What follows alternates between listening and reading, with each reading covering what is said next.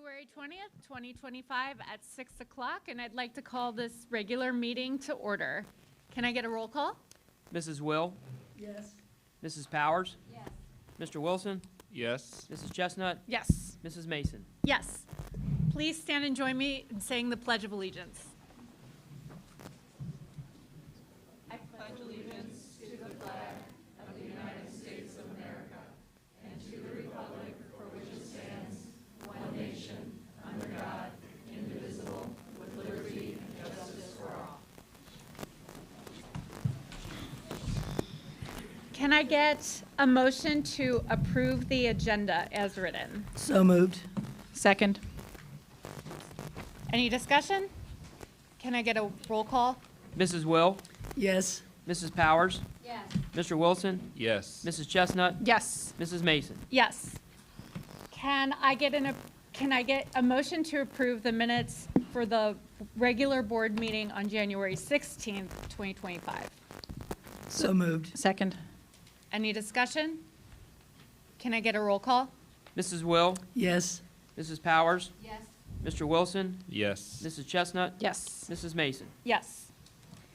Can I get a motion to approve the minutes of the special board meeting on January 18th, 2025? So moved. Second. Any discussion? Can I get a roll call? Mrs. Will? Yes. Mrs. Powers? Yes. Mr. Wilson? Yes. Mrs. Chestnut? Yes. Mrs. Mason? Yes. And finally, can I get a motion to approve the minutes from the special board meeting on February 13th, 2025? So moved. Second. Any discussion? Roll call? Mrs. Will? Yes. Mrs. Powers? Yes. Mr. Wilson? Yes. Mrs. Chestnut? Yes. Mrs. Mason? Yes. And we will hand it over to Josh for the featured artist, Boydie Smith. Wonderful. Thank you, Mrs. Mason, Board of Ed. If I could have my featured artist from Boydie Smith, please come on up, along with we have Mrs. Espy here and Mrs. Cooper. We do have several of our scholars from the National Honor Society here flexing their civic duty. I'm going to ask them to kind of scoot that way a little bit so that we can recognize our artists up here. We've got some really, really wonderful work from Boyd E. Smith this month. We're going to start out, I know we had two of our students were running a little bit late. Has Alexa made it yet? Oh, fantastic. Alexa Vargas is a sixth grader. She actually created this ceramic taco that is up here on the podium. Oh, wow. So adorable. I'll pass it around so you can take it. Don't take a bite, but you can take a close look. It's really beautiful. Then we have Bailey Smith, who we're going to go from your left to right. Bailey Smith is also a sixth grader, and she created this beautiful mosaic over my shoulder here. So Bailey, congratulations. Well done. Well done. Good job. We also have Yelka Smith. Yelka, congratulations. Yelka created this mosaic here.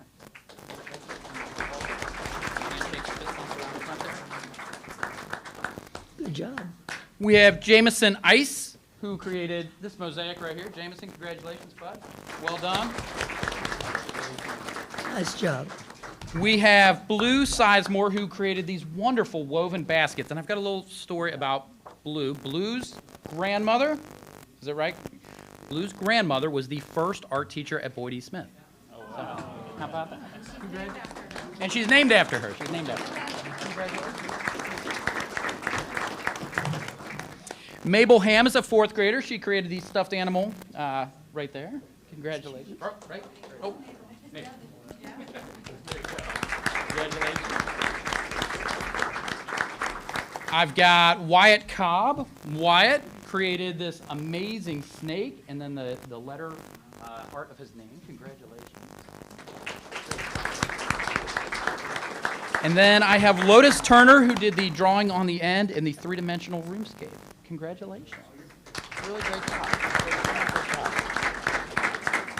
And I'd really like to thank Mrs. Espy and Mrs. Cooper for really cultivating some wonderful art. If you have a chance to walk through the building, the cases in the front of the building are just filled with amazing creations from those students. There's some really great art happening, not just at Boyd E. Smith, but throughout the district.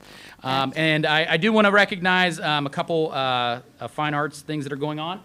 We took our band and choir students to the wonderful Windy City of Chicago this past weekend.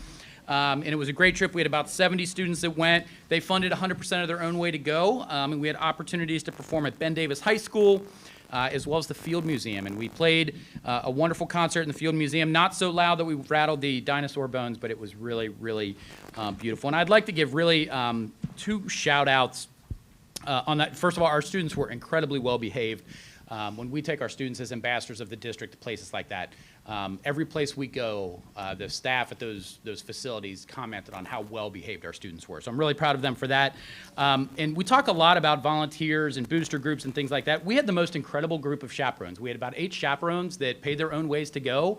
Some of them took off work, and they were just wonderful. And without volunteers and those chaperone roles, trips like that don't happen. And then I'd like to give a special shout out to one of our students, Jaden Radiger, who won the pizza eating contest at Giordano's and ate 5 slices of deep dish pizza. And if you've seen Jaden, that is, I don't know where he put it. And then finally, just another reminder, by this time next month, we will have closed curtain on Harry Potter and the Cursed Child.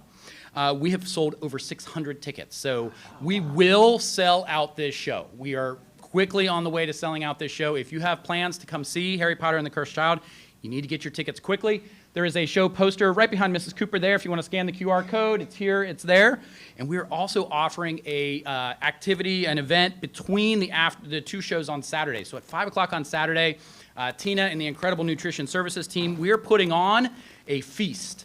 So imagine all of your Hogwarts favorites, chocolate frogs, all of the menus up there, honey ham, glazed chicken, golden snitch cupcakes, fingerling. It's going to be fantastic. It's only $15. You can't pay at a restaurant to eat that way anymore. It's going to be all made in-house, and it'll be a wonderful experience. Tickets are selling fast for that as well. So we invite everybody from the community. It's a family-friendly weekend. Come out and see Harry Potter and the Cursed Child and join us for the great feast. Josh, are you telling us there's no restaurants we can go to get chocolate frogs? This is a once-in-a-lifetime opportunity. It's going to be magical. So, thank you very much. I would just Yeah. add that I get to enjoy the art of Boyd on a regular basis. All my grandchildren go there, and I love the art that Mrs. Cooper helps them produce. It's just wonderful. It's beautiful. Yep, it's really beautiful.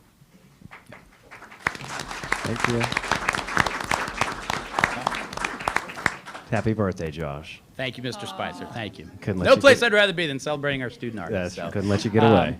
I am going to ask our student artists and their families. We'd love to get a group picture. So if we can get moms and dads, families, and our artists, that would be great. Thank you.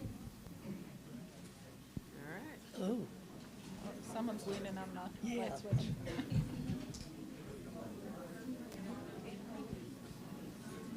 Oh, maybe that's- Did we dim the lights, or did somebody just lean on the light switch?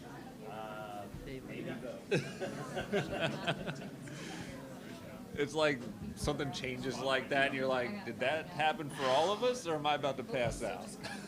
I got Friday, but we're camping on Saturday. So do I.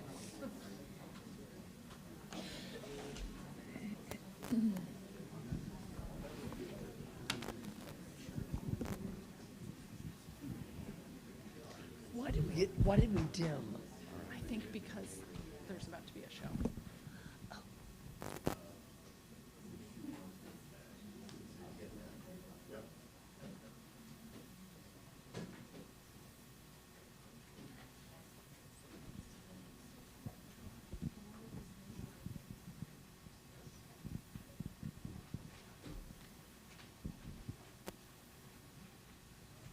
All right, we're going to turn it over to Mina Espy, principal at Boyd E. Smith Elementary.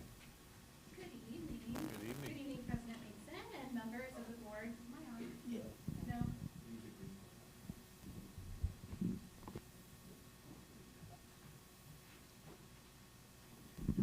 I think we're good now. Okay.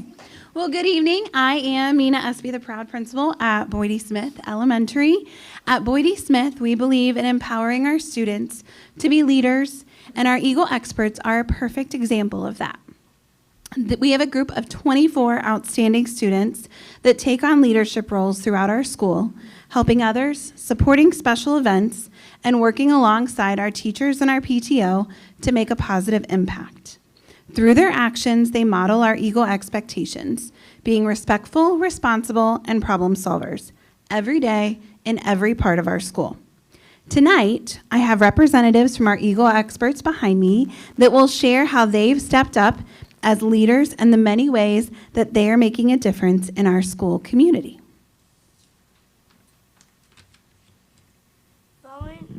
Following our PBIS expectations at Boydie Smith is an important part of creating a positive school environment. As Eagle experts, we help by reviewing and modeling these expectations every day, making sure all students understand what it means to be respectful, responsible, and problem solvers. To support our PBIS team, we took on a leadership role by interviewing students across the building. Asked them about dojo points and their understanding of our PBIS expectations to help identify areas where we can improve. By gathering this feedback, we are making sure student voices are heard and that our school continues to grow in a positive direction. Leadership isn't just about setting an example, it's also about listening and making a difference based on what we learn. At BES, one of the ways students can take on leadership roles is by becoming a bus leader. 5th and 6th grade students are chosen to help younger students during dismissal, making sure they are packed up, following PBIS expectations, and safely getting to car line or the bus. This role is more than just helping. It's about building relationships. We get to connect with kindergarten and 1st grade students, acting as mentors and positive role models. It's one of our favorite parts of the day because we get to make a difference in their school experiences while also growing as leaders. Being a bus leader has taught us patience, responsibility, and how small acts of kindness can have a big impact. We love knowing that we're helping create a safe and supportive environment for all students.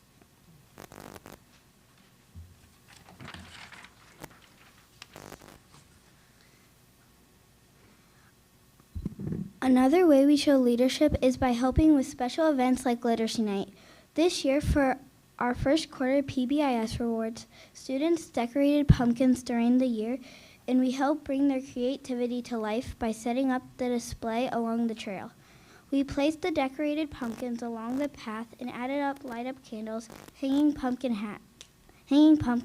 hats, and story signs to create a magical reading experience. Our goal was to make the trail exciting and inviting for families to enjoy together. After the event, we worked as a team to clean everything up, making sure the space was ready for the next school day. This experience taught us the importance of teamwork, responsibility, and the effort it takes to bring a school night event to life. It was rewarding to see how our work helped make Literacy Night special for everyone. One of the ways we show leadership in our school is through Flock Fridays. These are special days where the entire school comes together for stations and an assembly, creating the sense of community and school spirit. As Eagle experts, we take an active role in making Flock Fridays a success. We help set up for the events, assist with student activities, and make sure everyone transitions smoothly between stations. Our goal is to make these days fun, organized, and meaningful for all students. Through this experience, we've learned how to be problem solvers, team players, and positive role models. Flock Fridays aren't just about activities. They're about bringing our school together, and we're proud to be a part of making that happen. As Eagle experts, we are student leaders committed to making a positive impact on our school community. Our role goes beyond just setting an example. We actively listen to our peers, bring forward ideas, and help shape the future of our school. One of our biggest projects this year has been developing a school vision. We've worked together to define what makes our school great and what we want it to become. We've gathered input from students, teachers, and staff to ensure that our vision truly reflects the values and goals of everyone in our school. Through this process, we've learned the power of leadership, collaboration, and responsibility. We will be excited to share this vision with you, knowing that it will help guide our school towards an even brighter future. Every Monday morning, we kick off the week by leading our building-wide Google Meet announcements. This is our chance to connect with the whole school and to start the week on a positive note. Each episode, we focus on a different area of the school and review the PBIS. Expectations to remind everyone how we can be safe, responsible, and respectful. We also take time to celebrate students who have received a shout out from their teachers and recognize birthdays for the week.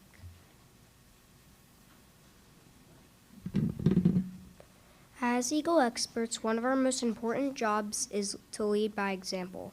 We have many opportunities to help others throughout the school by modeling what it means to be respectful, responsible, and problem solvers. Whether we're in the hallway, cafeteria, playground, or classroom, we show our peers and younger students how to follow our Eagle expectations. By making good choices and demonstrating positive behavior, we help create a school environment where everyone feels safe, supported, and ready to learn. Leadership isn't just about big moments. It's about the small actions we take every day to make a difference in our school community. At Boyd Smith, leadership isn't just about helping inside our school, it's also about giving back to our community. As Eagle experts, we work alongside our PTO to support important causes and make a difference beyond our school walls. In October, we organize a sock drive, collecting pairs of socks to donate to the homeless and senior citizens in Claremont County. Right now, we're leading a food drive for Feed Our Flock, helping collect items to support local families in need. To spread the word, we visit morning meetings, create posters, and encourage our classmates to get involved. These projects have shown us that even small efforts can be a big impact, and we're proud to be a part of a school that cares about giving back.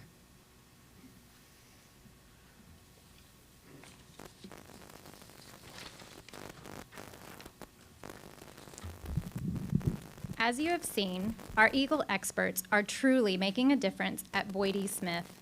Through their leadership, they are helping create a positive and supportive school environment, one where students feel encouraged, valued, and inspired to be their best.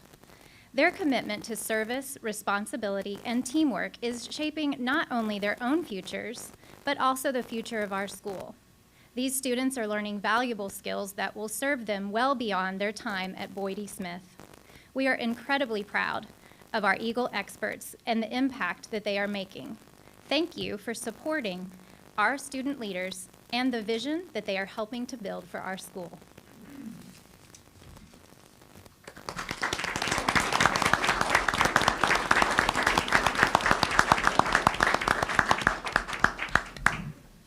They are pretty amazing. We are very, very lucky to have such a great, amazing student leadership. And Miss Swing is one of our 4th grade math teachers at Boyd Smith, and she really leads our Eagle experts, coordinates our meeting times, and really gets everything going and keeping it going with our students. So a huge thank you to Miss Swing as well in the back.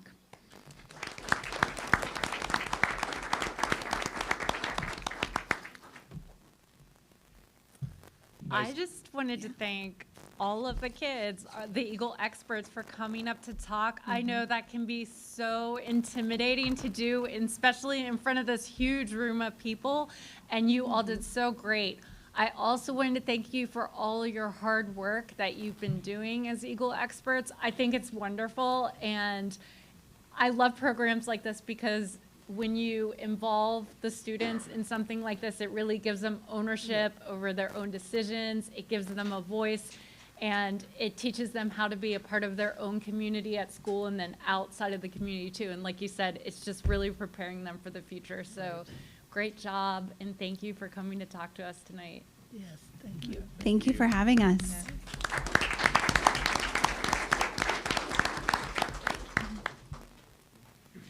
Okay, we are moving on to public commentary. Do we have any? None. All right. Next is our public hearing on federal grants. Prior to the school year, The district community school annually provides an opportunity for comment to the general public about our Title I-A funds, our IDA-B funds, and our Title I non-competitive supplemental school improvement grants.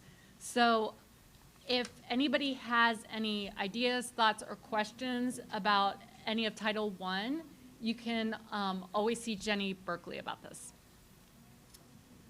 Now we're moving on to Board of Education business. So mission moments, we're starting to do mission moments this year, and for our second mission moment, we would like to recognize Jen Norrisworthy. She is our teaching professions teacher, and she embodies our core principle of empathy. You may have seen her on our social media because she was nominated by 16 of her students for the Gold Star Teacher of the Year, and she's one of 10 finalists. Some of her students said that she has so much empathy towards us and values our classroom as a safe space, and she's helped me with my confidence in finding my voice. She's known for her calm demeanor in the classroom and also treating each and every student that she has with respect. So we would just like to recognize her for being a very empathetic teacher. Yeah, and I'm amazed by the outpouring. Yeah. So many of the kids who did the testimony, they're adults now, but did the testimonials, do it every day. They post something different about her to remind people to vote each day, because the voting is still open until the end of the month. And the stories just never run out. Like, I can't believe former students come into a room like hours after the baby is born. It's really surprising and wonderful. A lot of the students have credited her to like really making the teaching professions what it is, that program what it is, and just remember that you can vote every day until February 28th, and it's on our website. Yeah, no, just phenomenal work that she's doing with the helping those kids on their pathway to being a future teacher, and really good family. I've worked with her husband for the Basketball Association, and their kids also are heavily involved in that, and really good family, does a lot for the community. Okay, our next item is, I just wanted to update everyone on our board retreat that we had in January. The board members got together and we had a brainstorming session about our goals. And I just wanted to talk about the outcomes from that. I think we have a slide, maybe.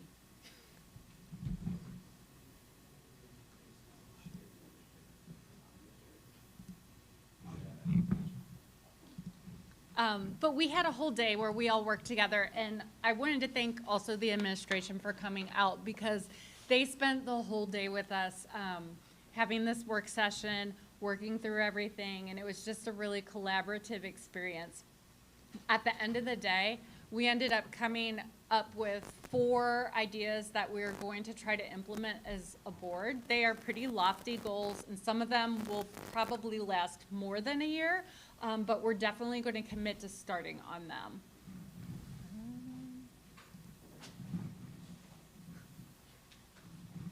I'm seeing if I can pull it up here. So I can just.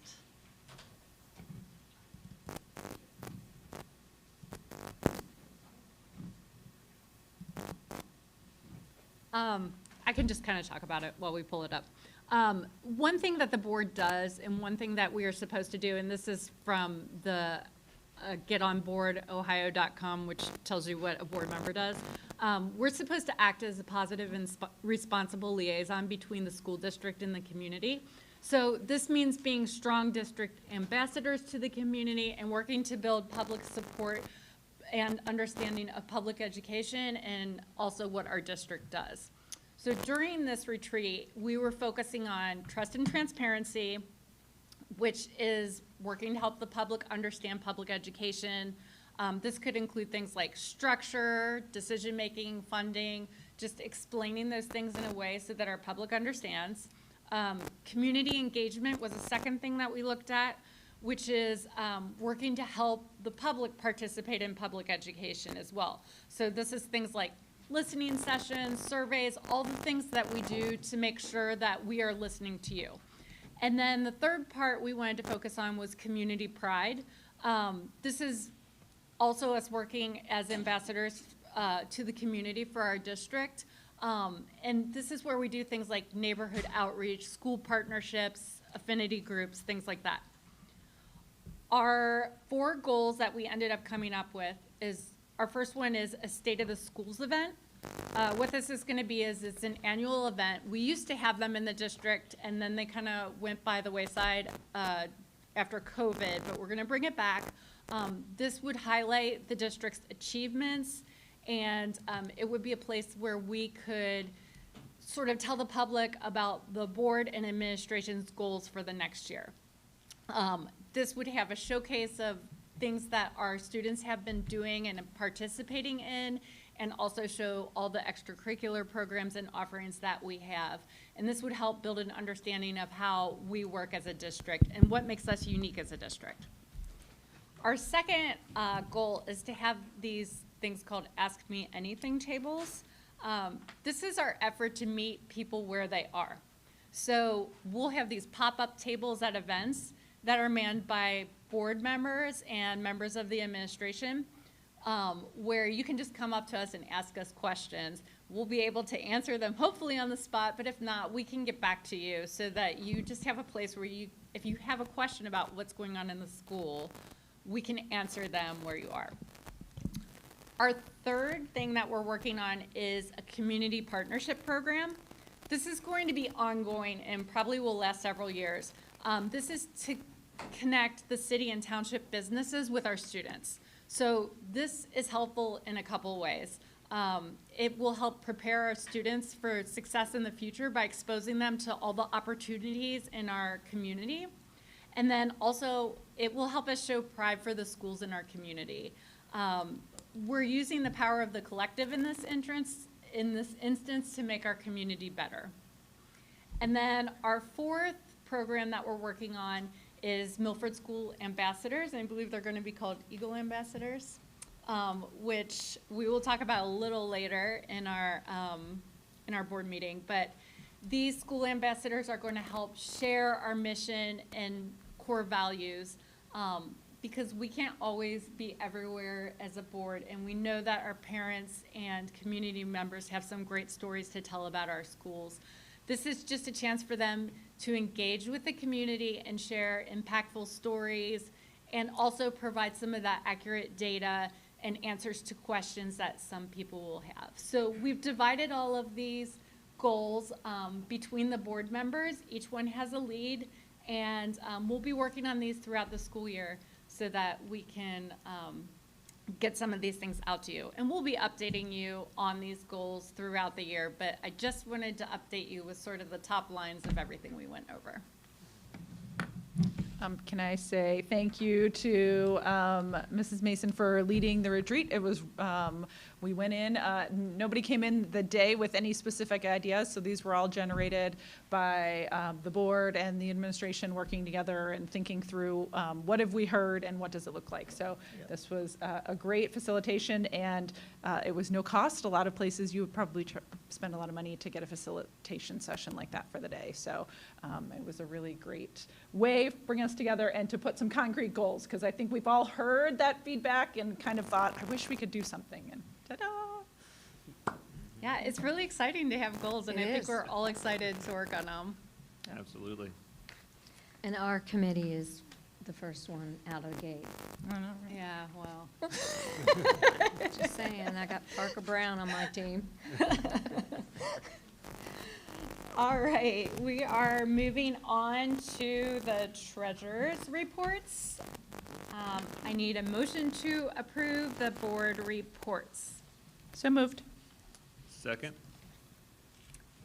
And Doug, would you like to tell us? I would. So, Madam President, members of the board, I am thrilled to give you a snapshot of the financial status of the district as of January 31st, 2025, fiscal year 25. So the first slide that you see right here, this is our cash reconciliation, and if you scroll down just a little bit, all the way down, Okay, you'll see a total balance and a total fund balance. Those two match, that's great, that's awesome, that's what you want. And then here's payroll, and that matches. Those are two separate accounts, by the way. And then as we scroll down to the next slide, you'll see our investment page. Now, what's important about this is you'll see a gross monthly income right there in this column right here. And next to it, you'll see the gross fiscal year to date. And for the month of January, we earned $547,000. And for year to date, $3.6 million. So we're, in my opinion, doing a good job of investing our money so that we can take additional revenue and use it positively. As you scroll down to the next slide, now what this is this is a, it's called an SM1 report, but this is your 5-year forecast for fiscal year 25. So you have your description, you have your forecast, and then you have what you did in revenue and expenditures in this column, and then this is year to date. So if you scroll all the way down right in here, you'll see that, never good, but we're projecting a negative $3.9 million fund, or excuse me, expenditures over revenue, and to date, we're 2.9. So snapshot through January 31st shows that we're $1 million ahead right now, which is good. And then, of course, your fund balance is the bottom line right here, and that's what shows that we have a $36 million fund balance as of January 31st. Yeah, and that number right there, that over and under number for everybody, is the very important information of when you hear deficit spending. Yes. Right? So it's very important to understand that line, and then also understand the fact that we were projected to be at one point, and then where Doug has us projected to be at, at the $3 million number right now. Now, there's still months to go, so that's going to change, but when you're looking at that month over the month, that's what we're talking about when we're talking about why we're in deficit spending. That's why we're having to make the cuts. It's important to remember that as a district, we receive 2 checks per year in your tax revenue. We do receive money from the state, but the state is good at giving and taking at the same time. So you can't always count on that. So the property tax, we unfortunately have to rely on that very heavily. And that's why it's so important that this general fund, and that's what this is the general fund. So we have other funds besides this, but the general fund is where we keep an eye on how things are really going. Mm-hmm. Everything else is restricted, whether it be student managed, athletics, tech fees, things like that. So as you scroll down one more slide, so what this is this kind of shows our revenue year to date from 23, 24, and fiscal year 25. So you can see where our revenue has gone up each year. And then you'll see our state revenue has gone up. So we have local, state, and then we have all other revenue. Now, all other revenue, you don't really expect that to go up because usually it's something large, donations, investments are a big part of this, maybe some tuition, but we obviously don't receive a lot of tuition. So, and then the next slide is your expenditures. Now the expenditures, now this is a big deal. So salary and benefits you always expect to go up because we are in the people business, so we hire teachers and staff. Your purchase services, now this is what's important. This is what you try to monitor. And you can see where that's gone down, went up just a little bit from 23 to 24, but then fiscal year 25, we're actually doing a very good job of watching our expenditures. And then all the other expenditures that don't rely within purchase services, supplies, or any capital outlay falling right in here, and that's also taken a reduction, which is good. And it's also important to point out that on that purchase service number, it trending down is a good sign of the 15% that we cut out of that last year. So when we make cuts, as we've talked about with busing and raising kindergarten tuition and pay to play, you're never going to recognize them right away. It takes time for those things to come in. Now, of course, we got to monitor the negative impact of that as well of cuts, but it's very positive to see that line of purchase services trending downwards. Thank you. And then the last slide is just taking the same graphs and putting them up and down so that you can see, I got to look at my little slide because I know that's hard to read. So you have salary and benefits right in here. then you have purchase services right here, and then you have all the other expenditures right here. But you can actually see from fiscal year 24 to fiscal year 25 where it's going down, and that's a good sign. So, any questions? Good job getting them in color. They're much easier to read when the color's in. I think Dawn, we can thank Dawn for that. We worked on it together, yes. Good job. Good job. Every month, the graphs are getting a little bit better. There we go. They're still hard to see. I don't have any questions. All right, can I get a roll call then? Mrs. Will, Yes. Mrs. Powers, Yes. Mr. Wilson, Yes. Mrs. Chestnut, Yes. Mrs. Mason. Yes. All right, can I get a motion to approve the vendors? So moved? Second. Can I get a roll call? Mrs. Will, Yes. Mrs. Powers, Yes. Mr. Wilson, Yes. Mrs. Chestnut, Yes. Mrs. Mason. Yes. Can I get a motion to approve the contracts? So moved? Second. Any discussion on this? These are all expected contracts budgeted for. Yes. Paul's going to talk a little bit, I think, with, yes. Good evening, members of the board. I would like to speak to you tonight about the Amplify quotes, the Carnegie Learning quote, and the Amazon purchase for TI calculators. During the board retreat for the general public, normally you'll see flashy slides for purchases, but one of the things that we discussed at the board retreat was that we really needed to capture and showcase what we call the board asked for decision logs. So I would like to work through the decision log this evening, which is the purchase of these 4 resources. And to give the general public an idea, the curriculum and instruction budget is about $1.95 million of the entire district. To date, we've spent about $745,000. So the bulk of our budget moving forward will be what we spend, what we ask you to consider tonight. These 5-year contracts, there's 3 of them, and a contract for calculators, which is through Amazon Business, which is a steep discount. And the reason we ask you to do this is because we're on a 5-year cycle for curriculum. So after our purchases tonight, we currently have about $1.165 million left. This will take us under the $1 million mark, and then we still have to purchase K1, 2, 3, 4, 5 math.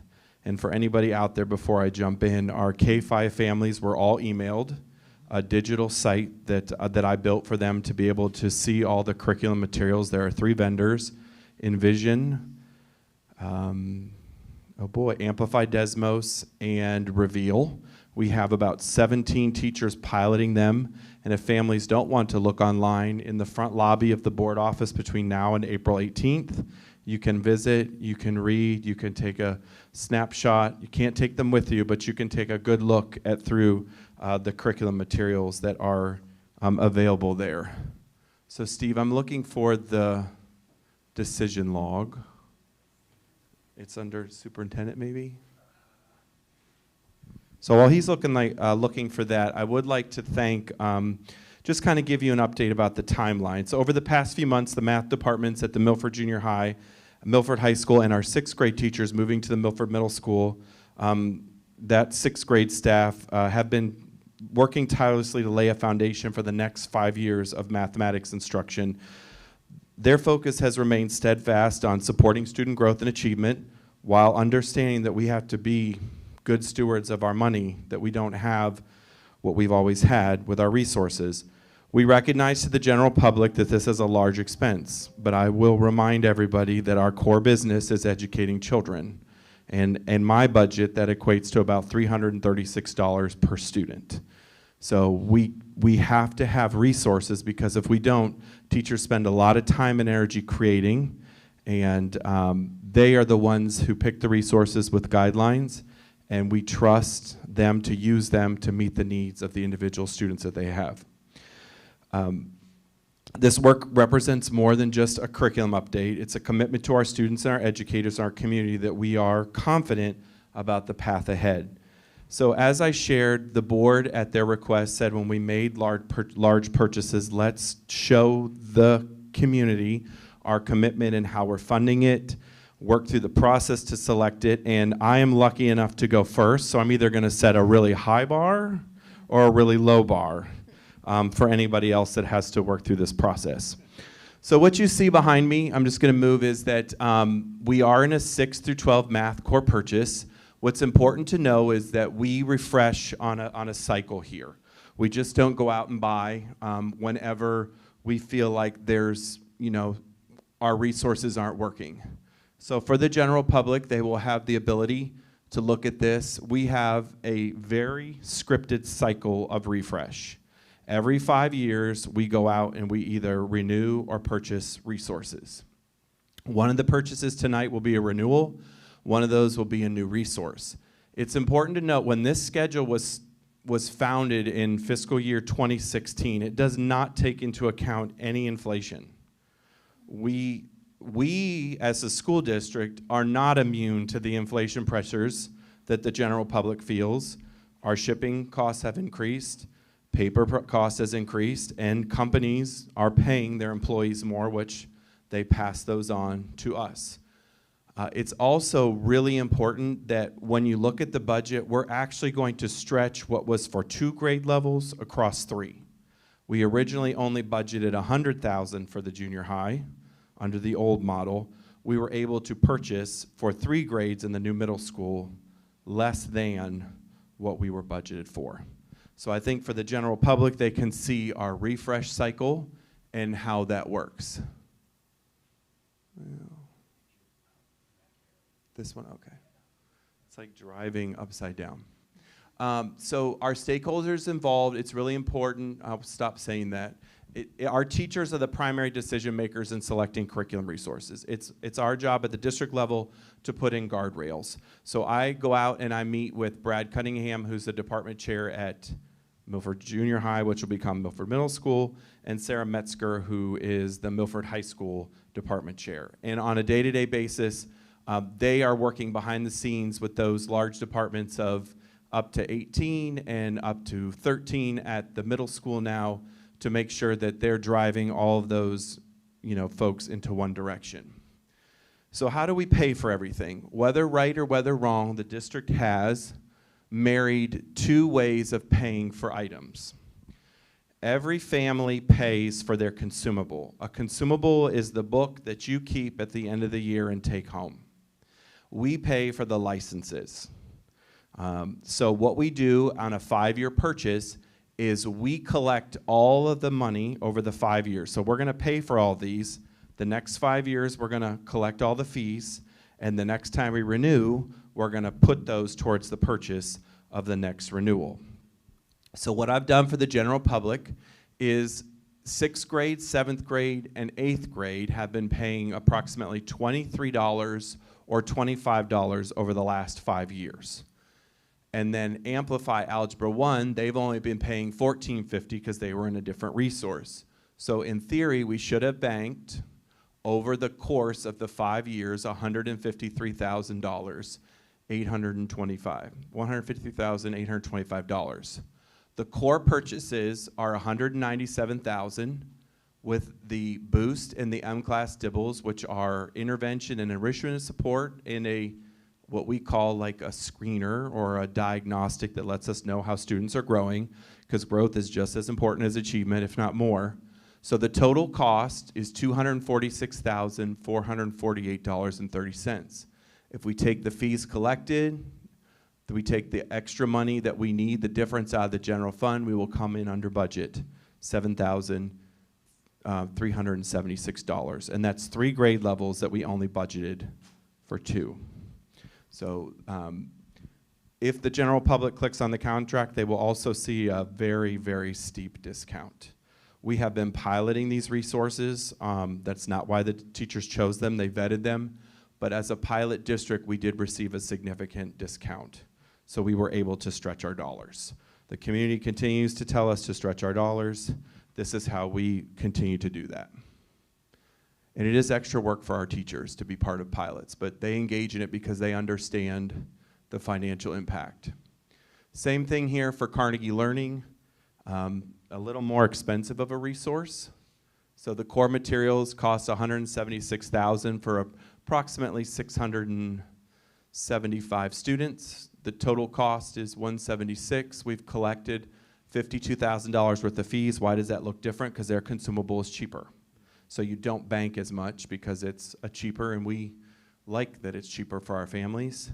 We also have extra inventory on hand. We counted all the books and extras that we have, and we were able to drive that price down in year one and only need $3,200 worth of consumables. So again, fees collected $52,000, general fund cost $123,000, and then the over-under on these big purchases is $85,000. That money will erode a little bit because, as you can see here,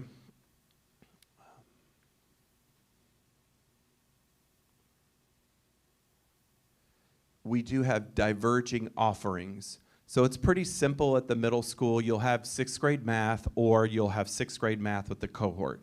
If you're familiar, the cohort students are typically those in 6th grade who work independently with Brad Cunningham, and they're during their differentiation block in the 6th grade, but they will no longer have to work alone. Brad will have a bell, and he'll be able to support those students during the day.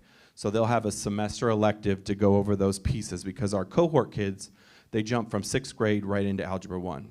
So there's a lot that they're doing there, pre-algebra, 7th grade standards, 8th grade standards, to jump into Algebra 1. You're either in grade 7 math or pre-algebra or Algebra 1, and then you're either in grade 8 math or Algebra 1 or geometry. Algebra 1 and geometry are cohort kids in 7th and 8th grade. It's a little more complex when you get to the high school, because we do purchasing tonight for Algebra 1, some geometry, and some Algebra 2. But we do not go out and buy resources for algebra or for probability and stats, AQR, pre-calculus, and all the other electives that count as math. We're a district that pilots what we call Algebra 2 equivalents, so you don't really have to, by the state of Ohio, take Algebra 2. It should be tied to maybe your career pathway. If you're looking at nursing or something else, you would definitely want to take probability and stats. But we don't go out and buy like a scripted resource where teachers can open it and use it from day one. So because of that, you'll see some additional resources that they lean into to build their courses. The timeline started all the way back in 2023 with some pilots in grades 7 and 8. We continued those this fall. We met with our grades 6 through 8 and 9 through 12 teachers in August. August to December, they review products, Carnegie, Envision, and Amplify Desmos. In January, we developed quotes and pathways for grades 6 through Algebra 2, and then we are here this evening for you to consider these 4 contracts. I did review this already, so just so we know, we looked at 3 different resources. Amplify Desmos, which we had for a 2-year pilot. We have been using Envision for 2 adoption cycles in 6th, 7th, and 8th grade. And then we thought about expanding Carnegie into pre-algebra, but we did not choose to go in that direction. I reviewed these costs with you. So we had about $85,000 left. That number will change a little bit.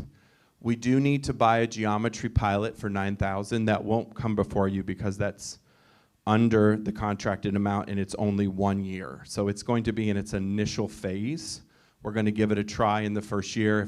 If we like it, we will have some money set aside to be able to purchase that. There are some supplemental purchases for courses listed below. As you can see, we need to purchase Delta Math, 9 subscriptions to Mathematics, and we are going to buy, and you are presented tonight with a quote for about 180 calculators at $20,000. Being part of Amazon Business, through our Treasurer's Department, we're able to go out and capture costs that our families cannot. We are able to purchase these for about $108 a piece. If you were to do that search on your own in Amazon, you would not be able to beat that price. That's that power of being a business and being afforded those bulk rates. So we did use some criteria. We looked at cost effectiveness. Teacher recommendations, alignment to the Ohio standards, keeping in mind that these standards are what drive instruction. The resources have to be aligned to those. So the standards are set by the state. There had to be the inclusion of possibilities for extensions, practice, and reteaching. There was a 2-year pilot with Amplify Desmos, continuation of Carnegie resources, which is the renewal supported by staff, and then coaching and professional learning embedded with facilitation and dedicated release time.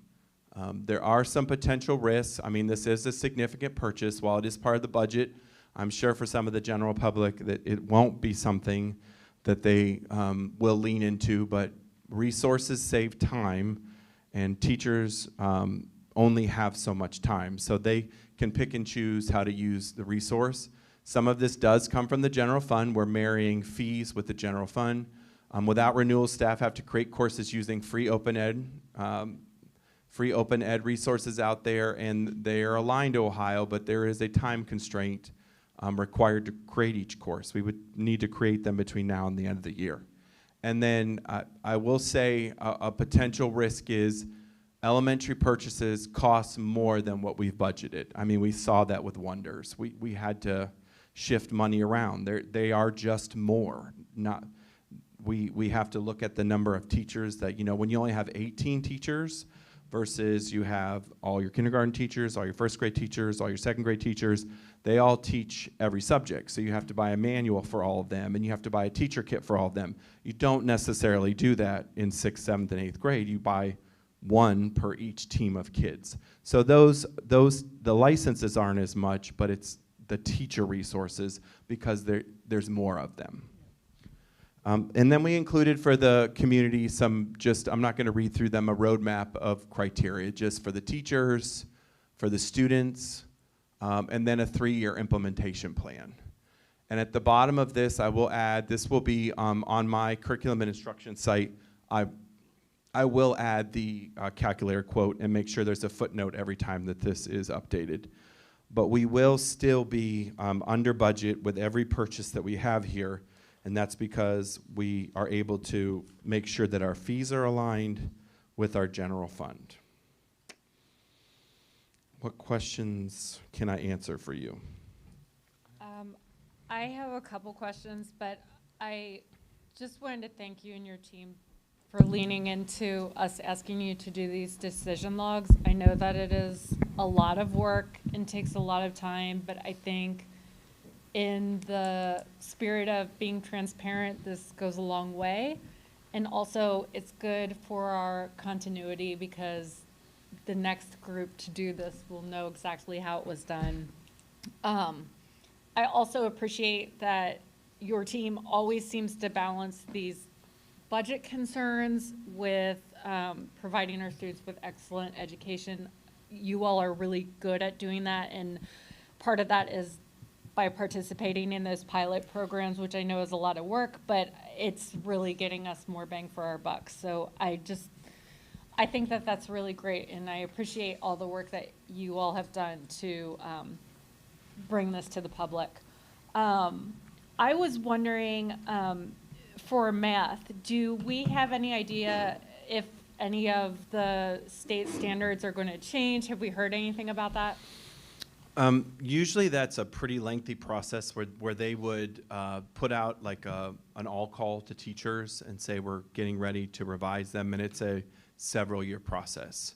There are some rumblings about what we call like there are reading improvement plans. There are some rumblings of some legislators looking at some math improvement plans, potentially publishing a list of materials that are highly qualified.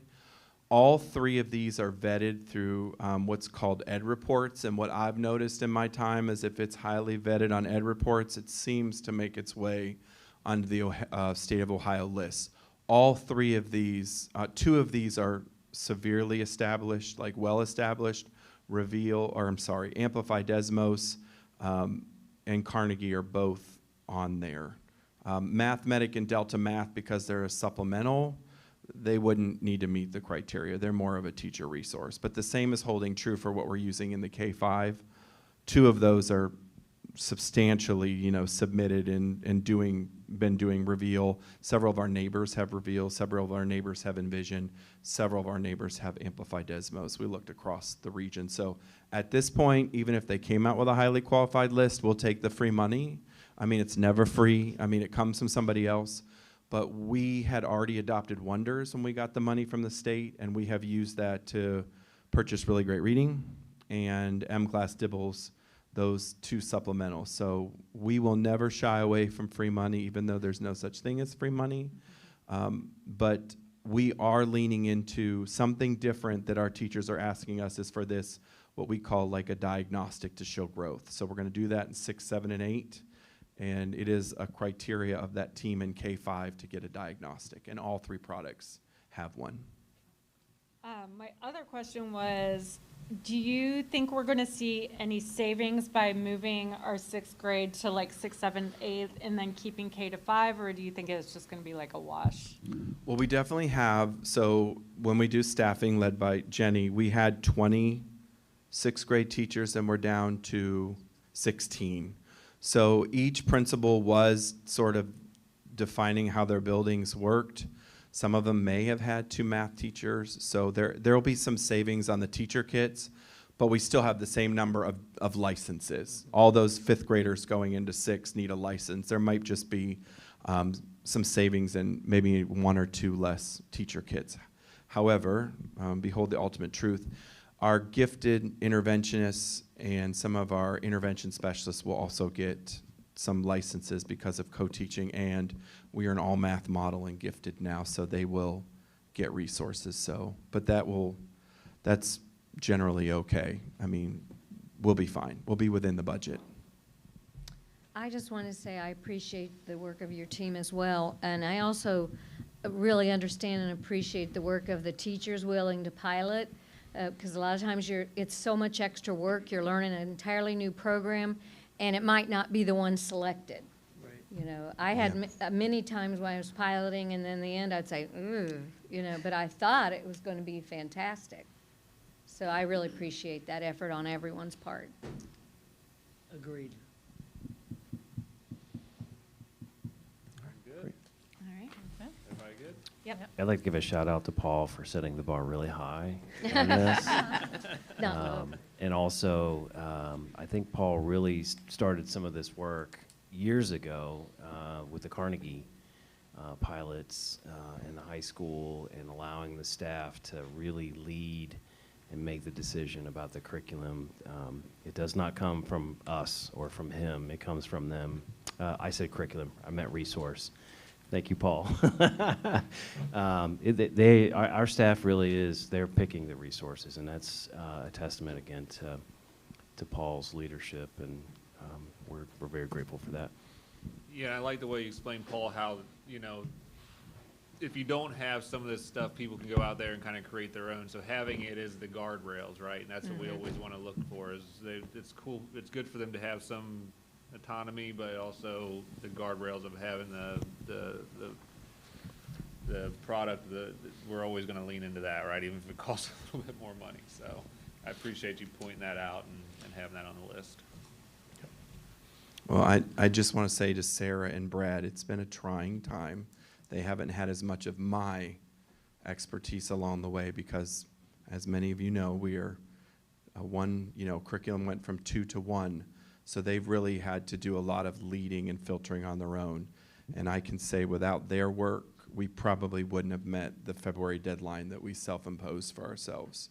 So I'm truly grateful. And Brad is in his first year as a department chair. Nothing harder than being a first-year department chair and be in a curriculum revision cycle and add some 6th grade teachers. So I truly want to make sure they know how appreciated they are, because a district is nothing without great teachers. Please do let them know. Thank you. We're going to have Emma come up as well and give us a similar discussion on technology. Okay, my name is Emma Walker. For anybody that does not know me, I am the technology coordinator for the district, and I wanted to share some updates on the staff refresh and the student refresh devices. I want to give first an overview of the staff device refresh. I think this was shared, a little bit of this was shared. I'm going to go with Paul's style here. At another board meeting with the desktop purchases, but I really just wanted to give an overview of the work that we've put into this to be very fiscally responsible and to educate everybody on how much we've pushed this refresh off. And we've kind of hit a point where it's no longer in our best interest to do that.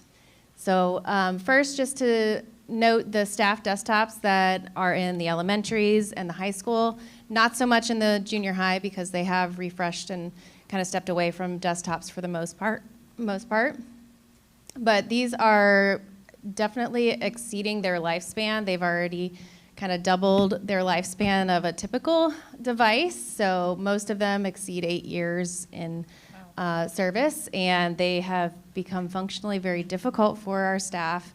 As you can imagine, a device has aged a lot in those 8 years. So this provides an issue with the device because they can no longer update after this school year because of their age, and that poses a security risk for us as well as just functionality of the device. It's not a functioning device for our staff, which it's very important for them to have a device for all of these programs that Paul just mentioned. So I worked with the technology department really closely to try to think of ways that we could save money and also give our staff a device that they need to function in the classroom.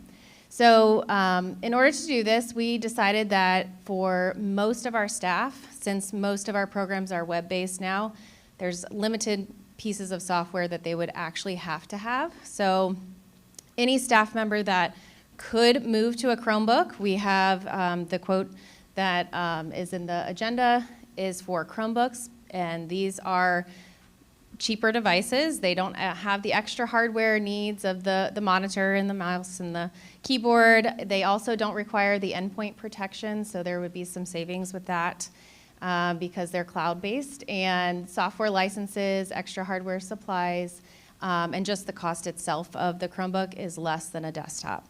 So any staff member that does not utilize specific software, there are some exceptions to that.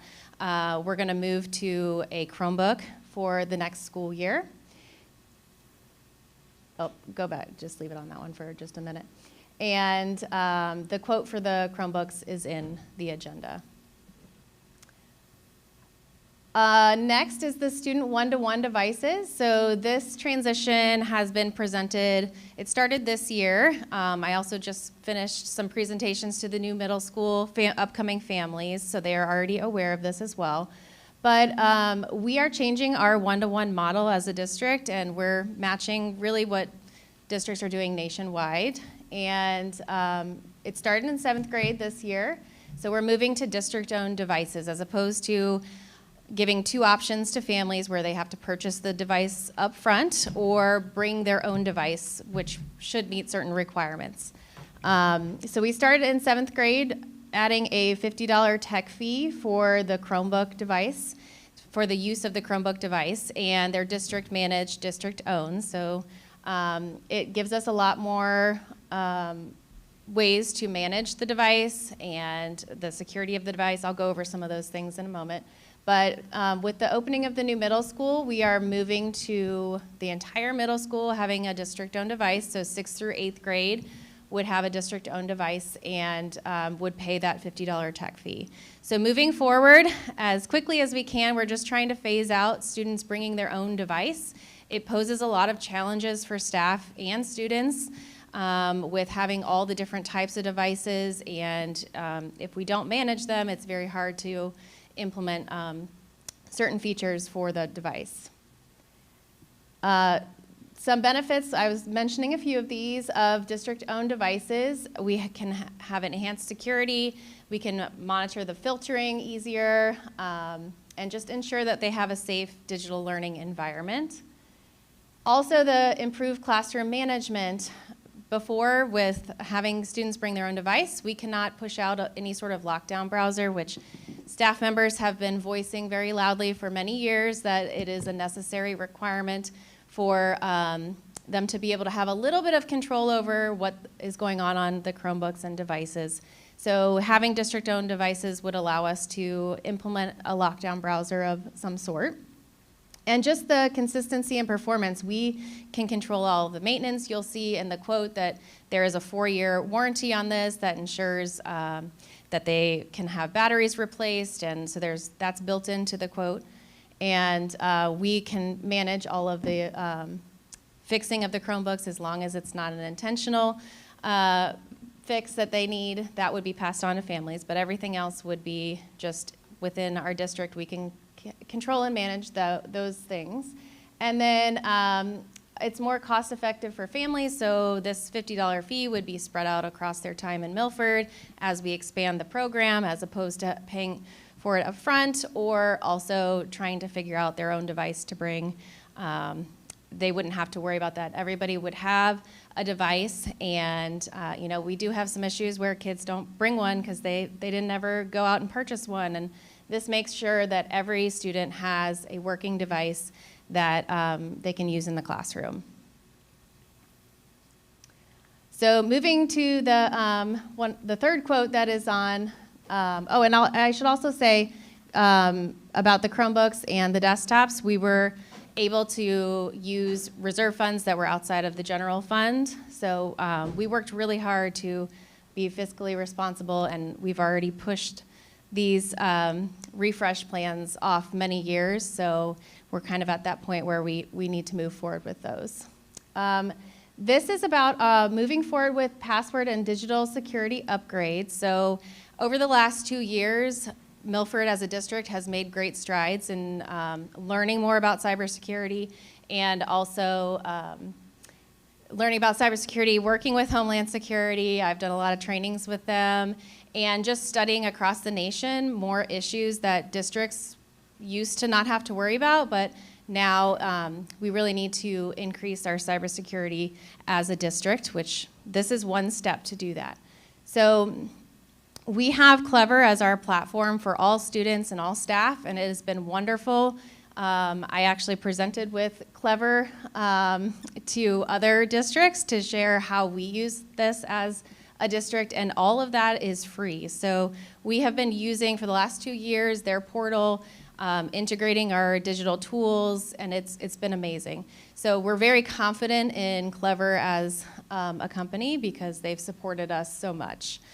This is an extra feature that they offer that will really solve a lot of problems that we've had trying to move forward with our cybersecurity upgrades and plans, but we've had roadblocks because it's difficult to implement and difficult to manage. So this platform is called Clever IDM, and it allows us to change our password policies for students, which we've known we need to update and not have a scripted, you know, it's this first initial, last initial, and their lunch code. They really should have updated policies, especially with us adopting new cybersecurity policy recently. So this allows us to manage all of that, and it allows us to share with families how to manage that, because the teacher in me immediately was like, how am I going to manage that in my classroom when everybody has a different password and I don't know what it is? So Clever provides supports for teachers within their portal that they're used to already.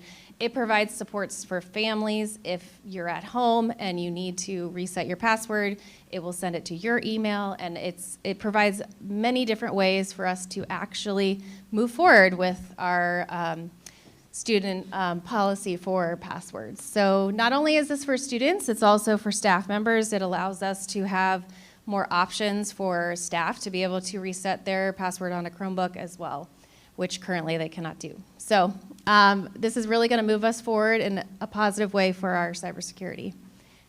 And the next one is kind of tied in with this. It's a separate piece of the Clever platform, but it is their multi-factor authentication, where we can actually use this with staff and with students, and it gives us a lot of options for how to do this, because you may be thinking, well, how would you do that without a cell phone for a student? But it actually makes it really simple. Even for younger kids, it's just a picture that they would choose, and it's a next extra step that would help protect our student accounts, because believe it or not, you wouldn't think that student emails would be something that could get broken into, but it is something that happens now, and accounts get compromised more than you would possibly think. So even students are recommended to have multi-factor authentication. So this allows us to use our current portal and what students are already comfortable with, staff are already comfortable with, and it just adds an extra layer in front of our Google workspace to have another way to authenticate. So it also gives staff a way to have options. So right now, the only option is it has to ding on your cell phone, and sometimes that's difficult for teachers because they're doing a million things. And this gives us other options, possibly with a badge, and a pin where you don't necessarily have to have your personal cell phone sitting right next to you. So not only does it allow us to have lots of options for students and customizing it, it also gives us options for staff for that multi-factor, and it just moves us even further forward with meeting our cybersecurity policies. And I know you guys might have questions. I have all the answers if you.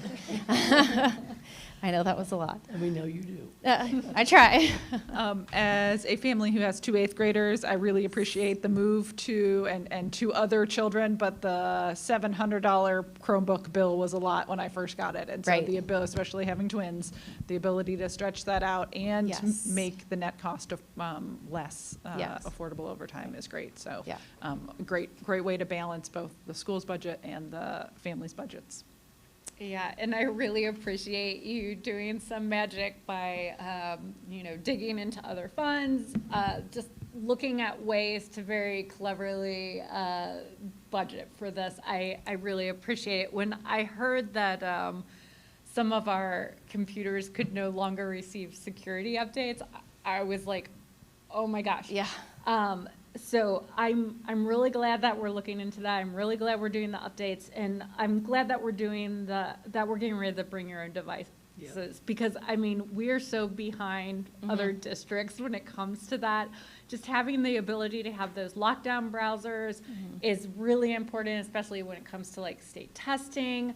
And just the security issues overall. I mean, we're talking about not only losing money if something goes wrong, but time, resources, private data. I mean, it's just endless. So I just feel like this is a very needed refresh. It definitely is very needed, and it's also, this move of the 2 grade levels is going to give us some flexibility with the existing testing carts and things that are at the junior high to be reallocated to possibly elementaries or high school while we're waiting for it to be phased out. But it would really help push us forward to eliminating the bringing your own device. And over the last couple of years, I've met with so many districts across the nation, and I don't know of any other districts that are still, not many, that are still allowing bringing your own device for a multitude of reasons. It's not just security, it's just the management, and so I think it will be a good move forward for our district. Well, yeah, and we want our kids, when they're on their devices, to be concentrating on the things they're supposed to be learning in class. Yes, exactly. And what is the track, I know you told us this in the committee, but what is the track to get the other grades on the one-to-one district-owned devices?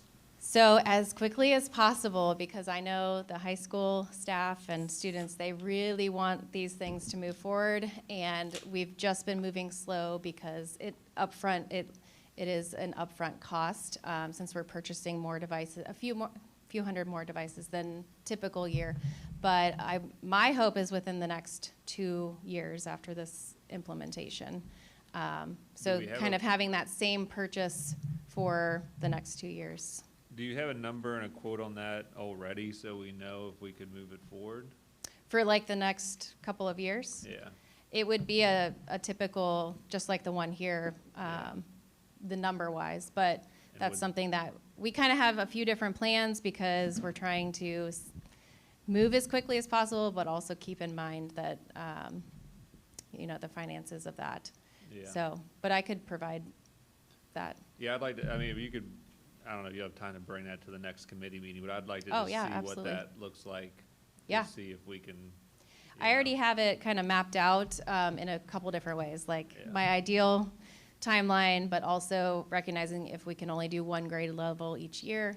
So I kind of have that in a spreadsheet I can share with you. Because we might be able to look at more other, get creative with it in other ways. But, the two things is staying out from the cybersecurity piece, as you well know. I mean, the cost of getting hacked or anything like that is far out. It's kind of like when you're, speeding on the way to get someplace because you're late when you get pulled over, right? The cost, like, you'd rather just been late, versus paying to get the speeding ticket. That's kind of with cybersecurity. It's like you want to try to stay out in front of it. And then the second part is, like, we already know the state's pushing down a lot of stuff on cell phones, right? Just to keep kids focused. And luckily we were out in front of that push from the state for our students, and they're already, used to that because they need to stay focused in class. And as you explained to us, and then even throughout this presentation, our kids are just as distracted on their computers if they can open up anything. So, yes. I'm so happy that we're moving, these kids to the one-to-one devices, but just for those reasons and equity issues of making sure all the kids have the good working devices, right? So yeah, definitely appreciate your work on this, and bring that forward to us so we can take a look at it and see if there's any way we can make it not be 2 or 3 years. I would love that. Even in a financial crunch, we need to consider those sort of things. Mm-hmm. All right. Thank you. Thank you. Thanks. Thank you, Emma.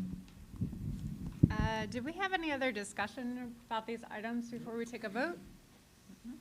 Okay. Can you call the roll? Mrs. Will, Yes. Mrs. Powers, Yes. Mr. Wilson, Yes. Mrs. Chestnut, Yes. Mrs. Mason. Yes. All right, we have some donations to approve. Can I get a motion to approve the following donations? So moved. Second?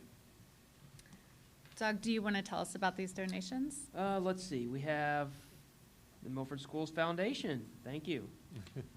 We have some seed money for nutrition, hydroponic garden.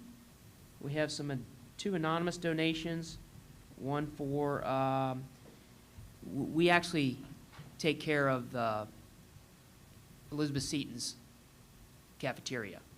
So we feed them, and they have some kids that have some negative balances. So somebody left a donation for that. And then James Keeman used to teach here, and so did Roy Ferguson. Yep. So James Keeman gives a donation every year for the Roy Ferguson Scholarship. So very nice. Thank you for everyone. Yeah, this is great. We always accept donations, but they are very, very much appreciated and help our community out a lot. Yep. Can I get a roll call?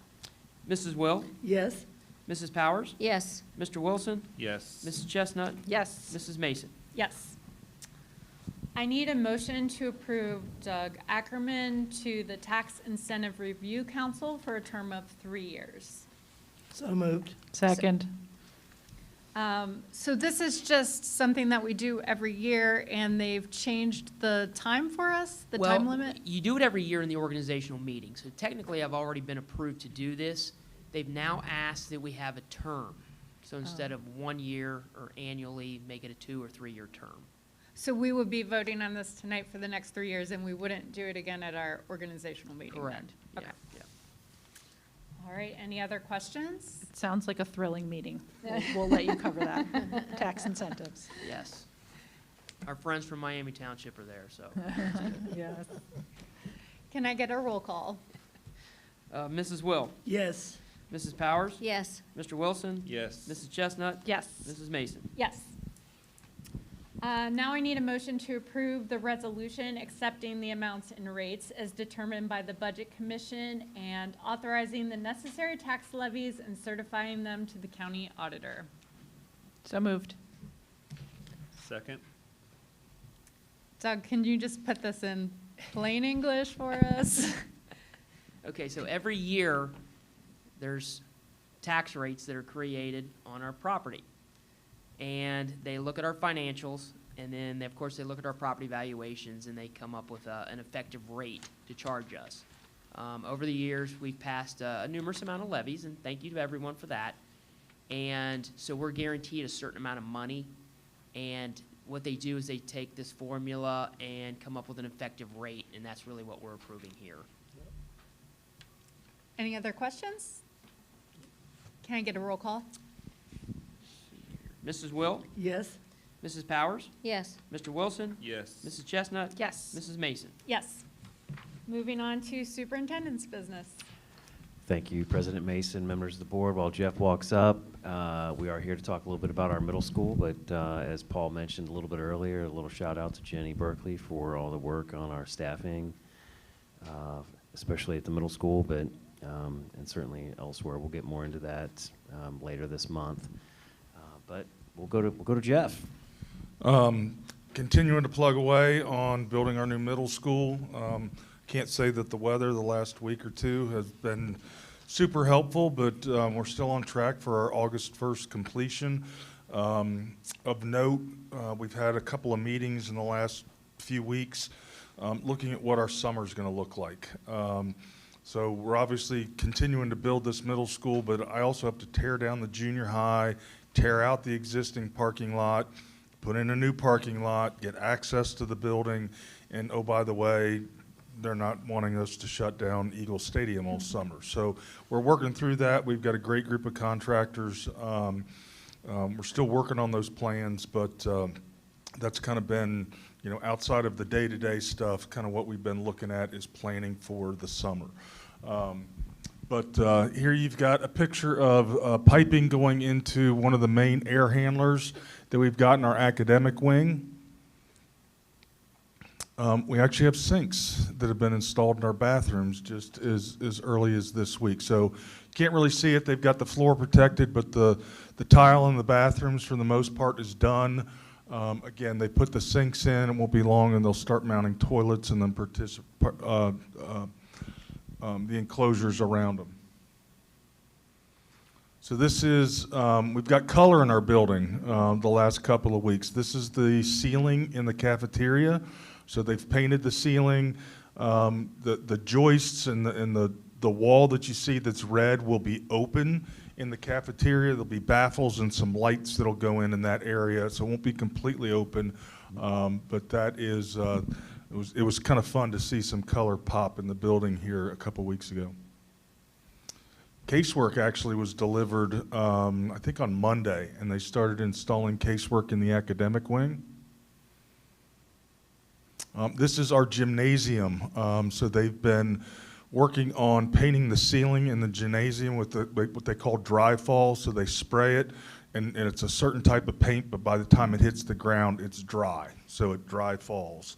But the ceiling in the gymnasium will be black. So I think it's going to look sharp. We've seen some renderings, and it's nice to see those coming in. You can see the permanent lights are installed.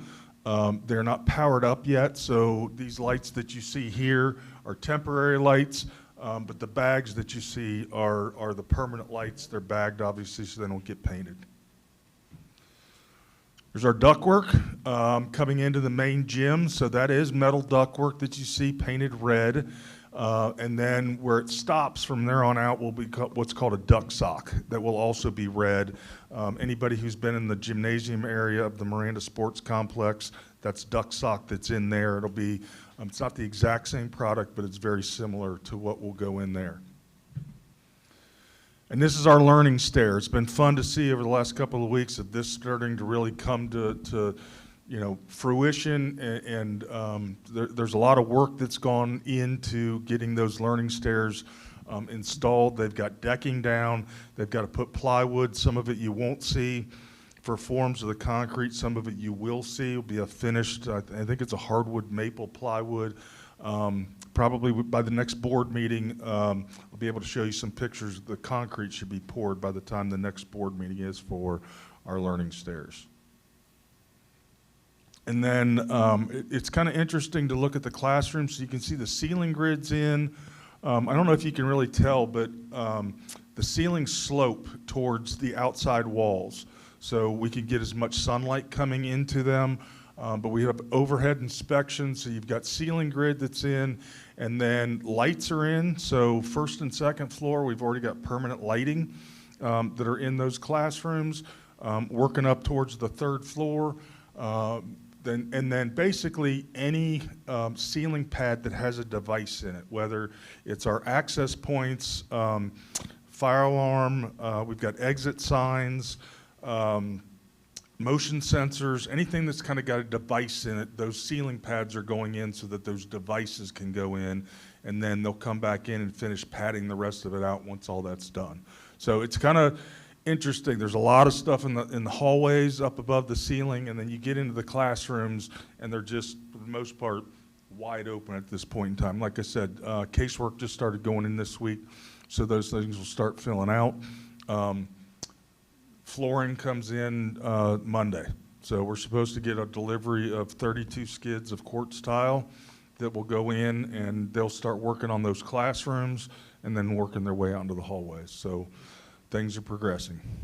Exciting. It looks really great. I think Myra said in our committee meetings too, the brick on the outside is really cool. It is. Yeah, you don't see the progress so much on the brick because they've got with their scaffolding, and then they tent it in so they can heat and keep the brick and the mortar and everything warm enough so that it'll cure out. And then it's all of a sudden they tear the scaffolding down, and boom, you've got your brick wall there. So it's continuing to progress. They are, the brick veneer should be done by April 1st.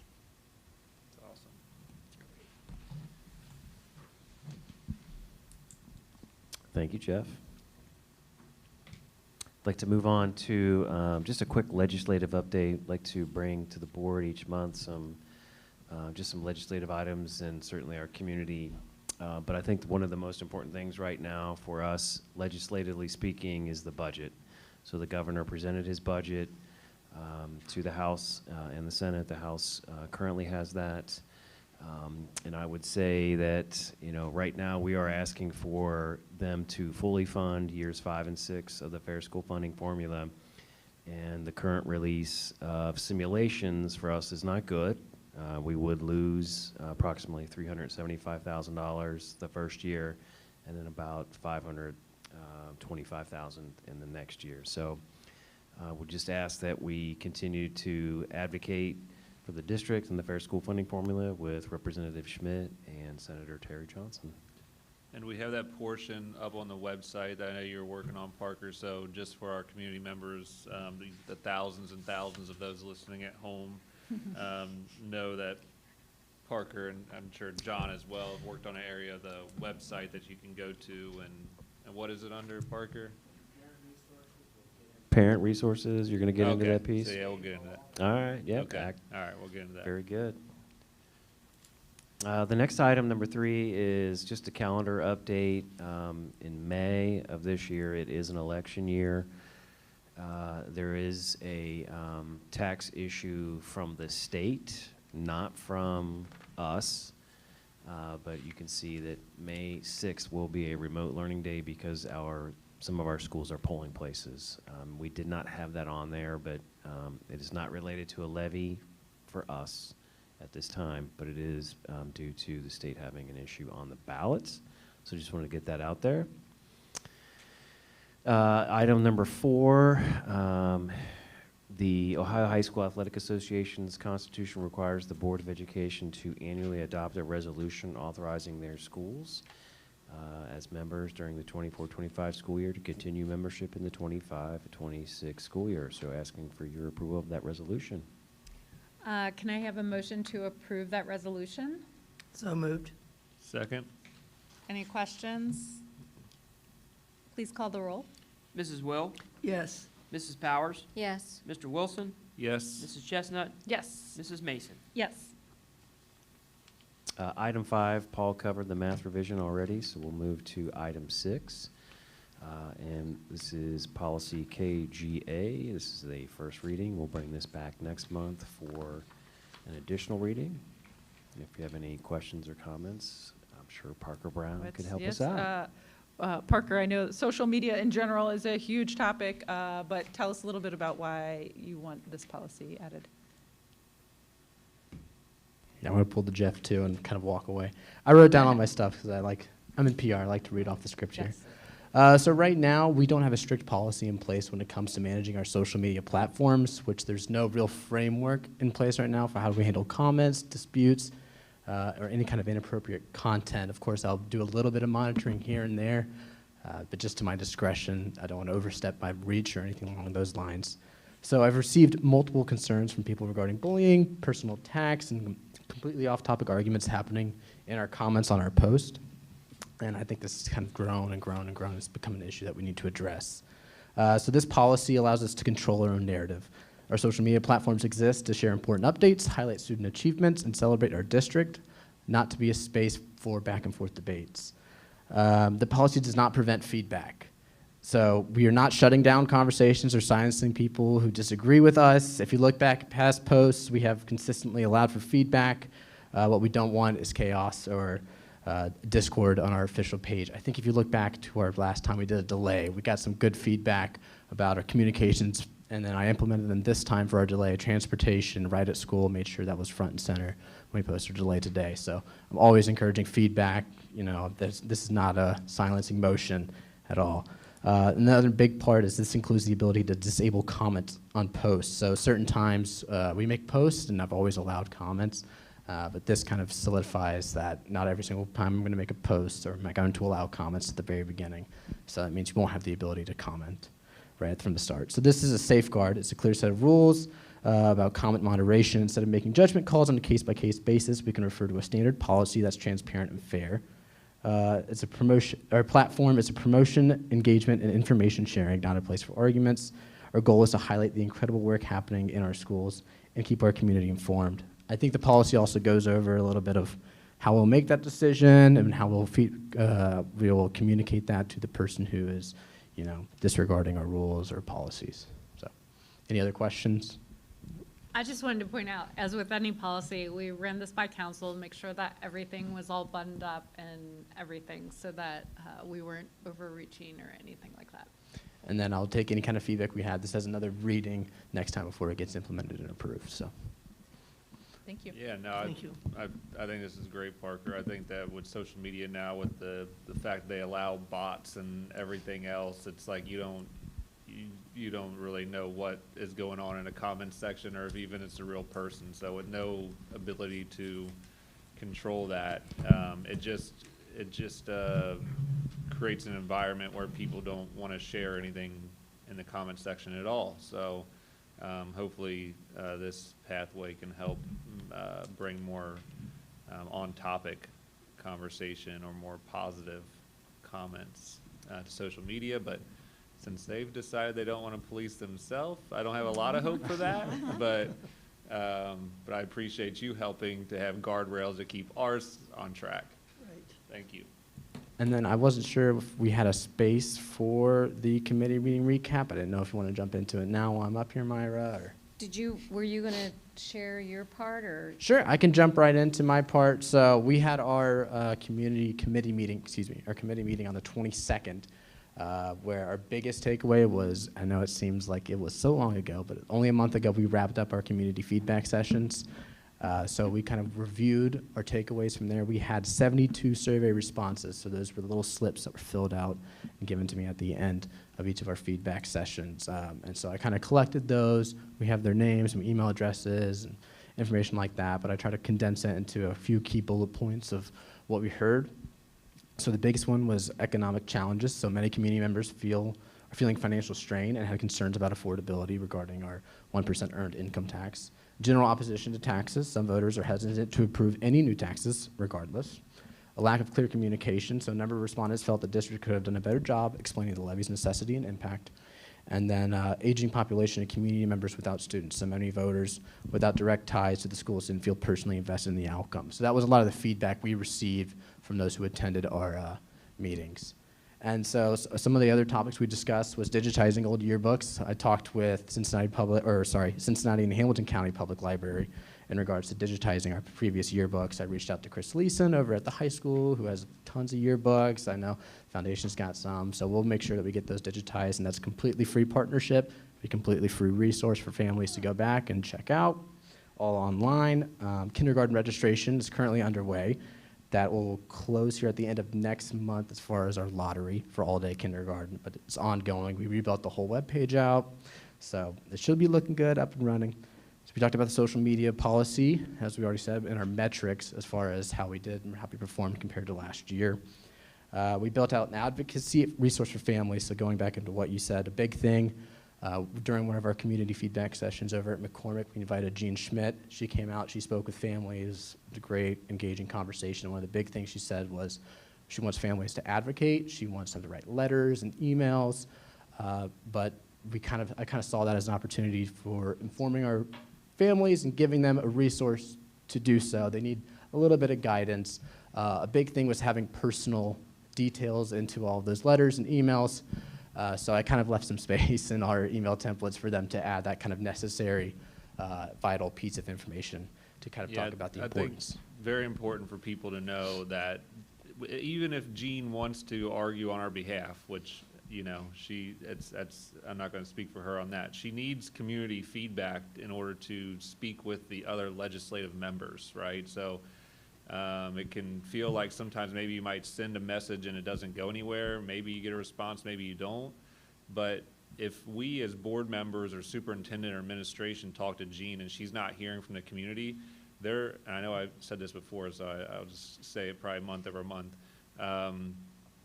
They'll generally just say, well, nobody's reaching out to me, so people must be good with it, right? Like they must be happy with what it is. And maybe people are, maybe Jean is, I'm not sure, but she doesn't have that support. So Parker putting that out there on the website, that's great.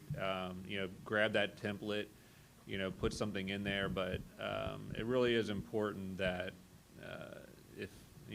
if you agree that we need more funding, or if you agree around anything that is not funding, just make, even if it's short, make that message or make that phone call.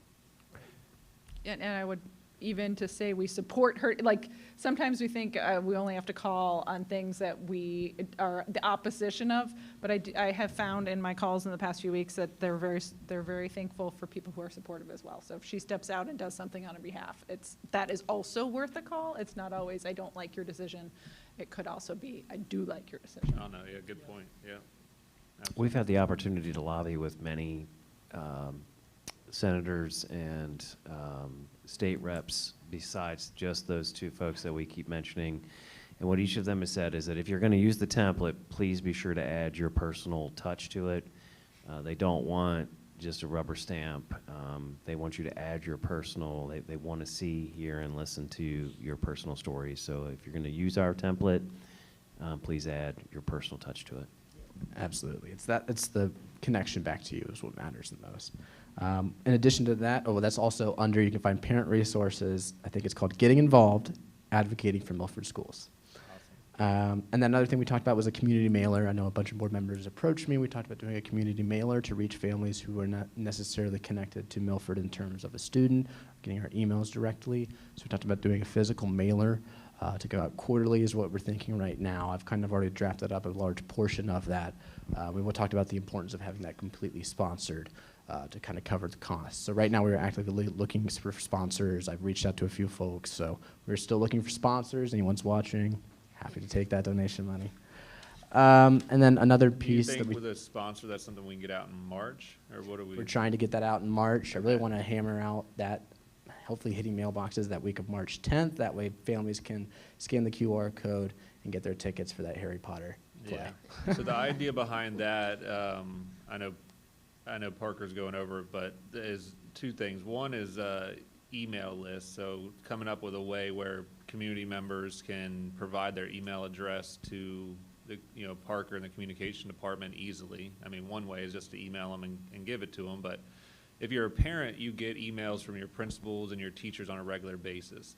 But if you're a community member that does not have kids in the district, and maybe you don't use social media, or you've been turned off by social media, you would only be getting updates through the news, or right now our once a year mailer, which people really liked last year. But it is a 3-page or a 4-page that's pretty complex. So Parker's working on, one is the email, so you can be a part of that and get school information off of social media or without visiting the website. You can always go to the website and it's there as well. And the second part is that bi-monthly is what we're shooting for. We'll see if we can get the some sort of way of funding it. And those mailers would go out to all community members. That way they're aware of the Harry Potter and the different events and sporting events and different things that we're doing, as well as the finances of the district. So yeah, thanks for doing that. I just wanted to add a little bit No, I appreciate commentary to it. Another thing that we're adding in that mailer is the Eagle Ambassador Program, which we just talked about. Jenny and Paul met with some of the board members and threw me in there. They did some incredible work leading the way as far as kind of building out the Eagle Ambassador Program. So I can let Myra speak on that a little bit, where we kind of talked about having an interest meeting on March 13th and kind of start that as a way of, I can shout from the rooftop all I want about all the amazing things that Milford Schools is doing, but sometimes people are going to tune me out. They want to rather listen to their neighbors or their friends. So this is a way for them to get involved, hear the good news, share it with us share it with them, and we can all kind of prosper in this amazing Milford Good News Ambassador Program. Yes, our committee, it was Paul, Jenny, Mary Ann, Parker, and me. We met this week, and we're hoping to kick it off on March 13th with an informational night. We are wanting the ambassadors to be voluntary, and you don't have to apply. If you're interested and want to do it, you're on it. You're going to be an Eagle ambassador. There might be some Eagle chapstick involved, I'm not sure. But, and it can be done as little or as great a time as you have. Like we envision, Parker sharing things. Here are 10 things that happened this week. And if you want to be an ambassador, you share one of them on Facebook or just at your bus stop or things like that. Just spreading good news, because it is a challenge to reach people that don't have children in the district. And so we envision this as being voluntary. The time commitment would be as little or as great as you want. And you could do in-person things, come to concerts, or say there's going to be a junior high or high school concert next week. Those are open to the public, and I think but if you don't know about them, you can't go and listen to that and get an awesome free show. So we're just trying to share things like that where people can be involved. And we want the ambassadors to help keep the community informed by spreading accurate information, highlight student and district successes to help celebrate all the great things, and also help redirect concerns. So if somebody's complaining, and saying, well, I don't know about this, it makes me mad, I want to do this, they can say, oh, that person, here's the person's name that you can call. And our district policy is your email is answered in 24 hours. So instead of just wondering and, griping about it, you can just get some actual help and explanation. So we're really excited about it. We want it to be long-term. And Paul and Jenny did a heck of a lot of work, so we started out ahead before the meeting started, so it was nice. Well said. Any other questions? I just want to thank Myra and Mary Ann and your team for getting all of this jump started. I think it's a really great opportunity to connect with our community. And you were talking about our community feedback sessions, and a lot of things that we heard a lot from those community sessions. But one thing that I remember hearing quite a few times was, how can I help? How can I help? We love the schools, but I want to do something. And this is a great way to help share our story. And I do want to thank everyone who came out to those community feedback sessions, because we need to hear from you and hear what your concerns and thoughts and questions are. And Parker is really great at taking that information from those sessions, and we will move forward with that. So this is something that came out of that. Thank you. All right, we are going to move to personnel, and that is my committee. So I have a short summary of what we talked about in committee this week. We had some employee engagement. We met with Tony Bagshaw from the Greater Good Talent Partners, and one of our board goals this last year, was to dig in a little deeper on our exit interviews. We wanted to use somebody from the outside so that we could make sure that our staff felt like they could speak anonymously and freely when they were doing their exit interviews. And we wanted to look to find some key themes in our exit interviews so that we could look at those in a quantifiable way. And then we also wanted to find some data that could help us drive some improvements in action based on what was said in those interviews to make sure that we're retaining our top talent. So Mr. Bagshaw came and talked to us.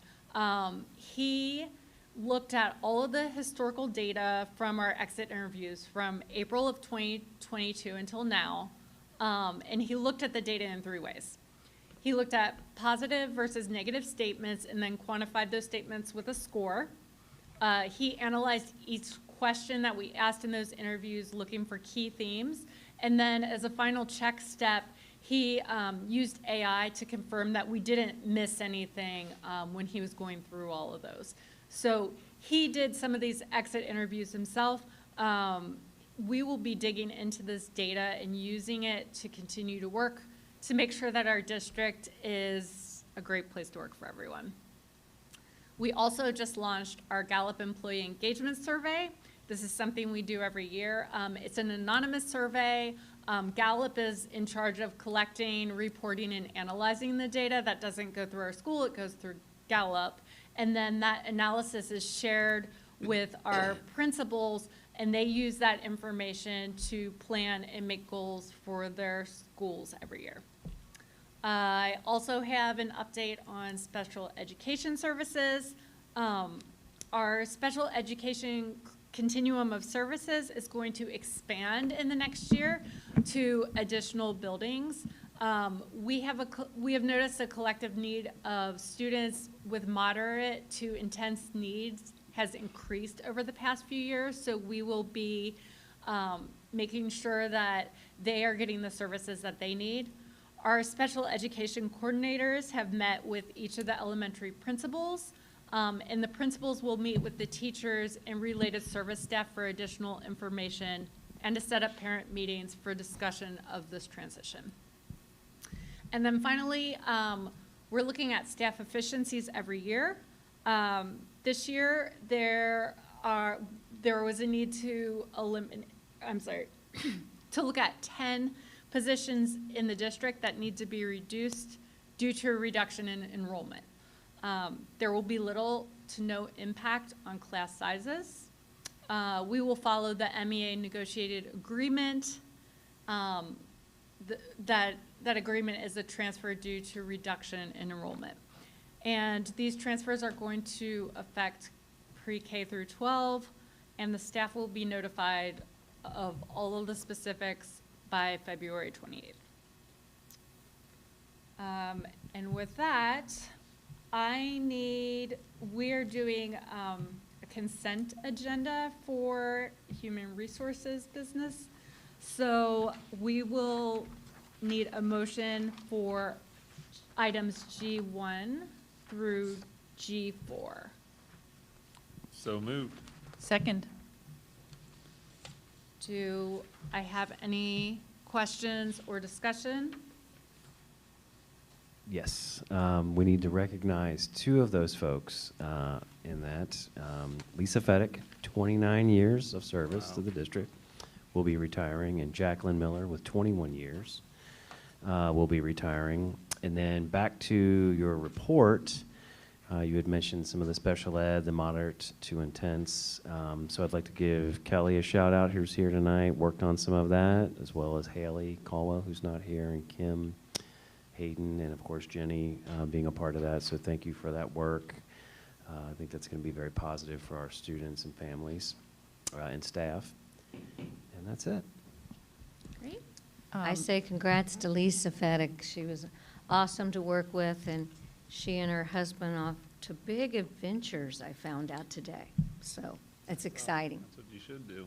And for Jackie Miller, she was at the she spent much of that time, or almost all of it, at the preschool, and she was one of the first people to welcome, when you drop off 3-year-olds, they're really little. And she was really a good welcoming resource for that. All right, can I have a roll call? Mrs. Will, Yes. Mrs. Powers, Yes. Mr. Wilson, Yes. Mrs. Chestnut, Yes. Mrs. Mason. Yes. All right, moving on to curriculum and instruction business. I need a motion to approve curriculum pay. So moved. Second. Do you want me to do my curriculum update, curriculum Yes. committee update too? Thank you to Mr. Daniels for writing this all up. I'm not going to read all of it. But at CNI this month, we had 2 visitors come, Principal Hatfield of the Academy, and he talked about the success that his school has had as an ATSI designated school, and there's been some really, really good improvements, particularly in the American government test results.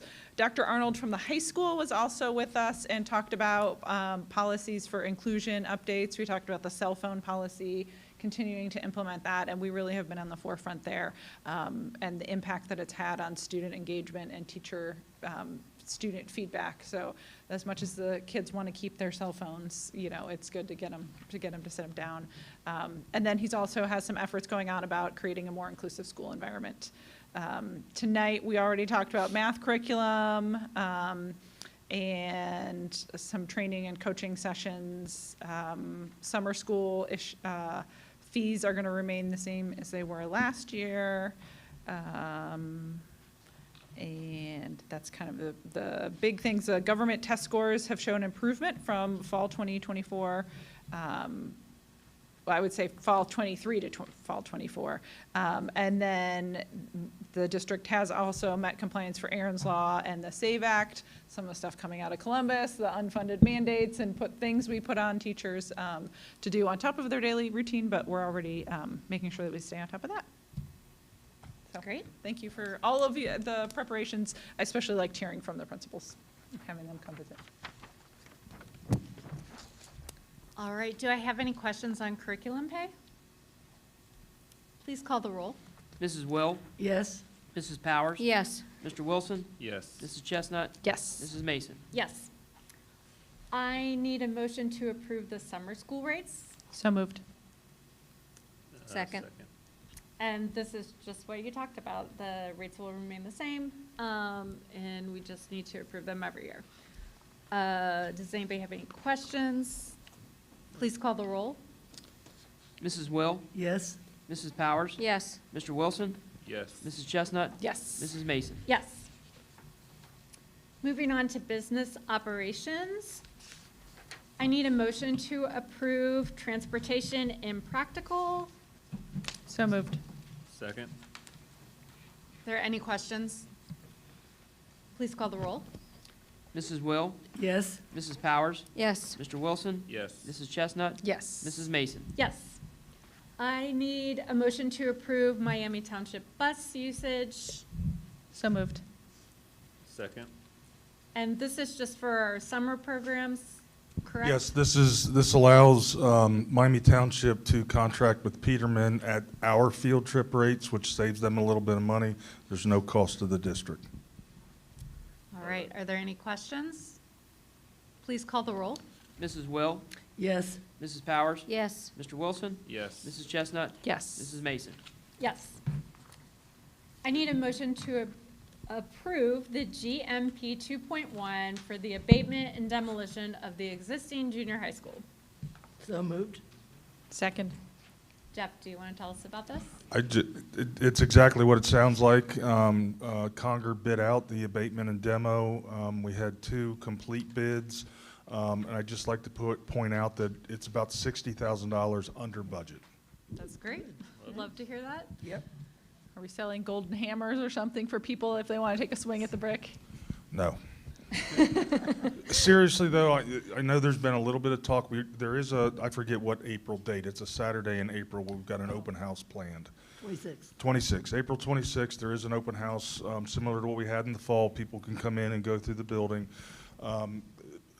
People also need to understand we have a very short timeline. So we don't really have the time to let people come in and try to bid on or take things or stuff like that. We've got about a 2-week window where we're going to move out the stuff that we're going to keep out of that building.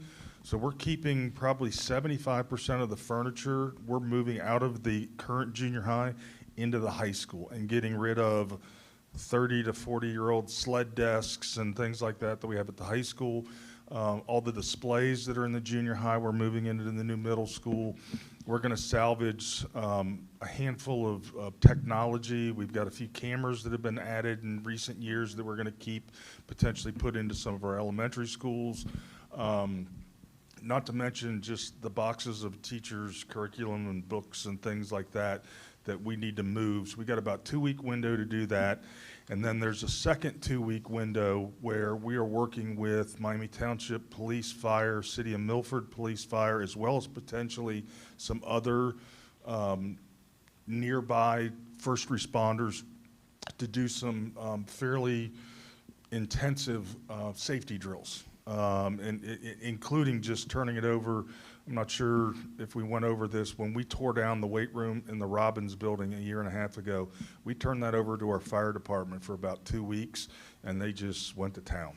They did drills that they can't normally do because they can't destroy property. So they cut holes in the roof and did drills and things like that. They're going to do breaching drills. So we've got about a 2-week window that we're going to, some of it they'll do on their own. Some of it our administration will be involved in as far as some safety drills those first couple of weeks of June. And then I think it's the 21st, the 23rd of June, we'll officially turn that over to O'Rourke was the successful bidder, that they'll start abating and demoing the building. I'll also tell you that the 2 modulars that sit just north of the junior high, those will begin to be demoed probably the 3rd week of April. So we are moving out of those as of spring break. Some of that is so that we can get that roadway in, that new roadway on the north side of the site, and start getting that constructed so that we have some access that will be in by the time school starts. Then I have a question. Given that we have not begun to advertise the April 26th Raid the Hall 2, is it better that we not do it, given what you've got to get done? No, opening it up for people to walk through is fine. The point is that, people can't like take a door. No, You know, it's things, I'm exaggerating a little bit, but not a lot, so there's just not a lot of time to do a lot of that. I will tell you, one of our community members a couple of years ago came and asked about the bricks that are in the sidewalk out in front of the junior high. We have asked the contractor to remove those to the best of their ability and not to damage them. They are set in concrete. I can't promise that some of those won't be damaged. They are going to set those aside on a skid for us that we can then, if 25 years ago you bought a brick and you want to come get that brick, we'll work to kind of make that available to people. There's no plan to They have names on them? Yes, yes. There's no plan to reinstall them anywhere on site, but if somebody wants to come get those bricks, we'll be able to figure. I don't have the details yet, but we'll be able to figure a way out to get those back to people if they want them. Thank you. Sounds good. Can I get a roll call? Mrs. Will? Yes. Mrs. Powers? Yes. Mr. Wilson? Yes. Mrs. Chestnut? Yes. Mrs. Mason? Yes. Do I have any public participation? All right. Does anybody have any discussion they want? I do. This week, I was busy pounding the pavement in Milford and Miami Township for a scholarship fund that we, not the district, but a group of teachers in the district do every year for a teacher that died a few years ago. And every place I went was so generous and, just had a lot of care. What do you need? Would you rather have a thing or a gift card? And I do it again in the fall for Night of the Stars, and they're always very gracious and very generous. Yep. But I was looking for something interesting to go in my basket, because a basket of gift cards is boring until you spend them.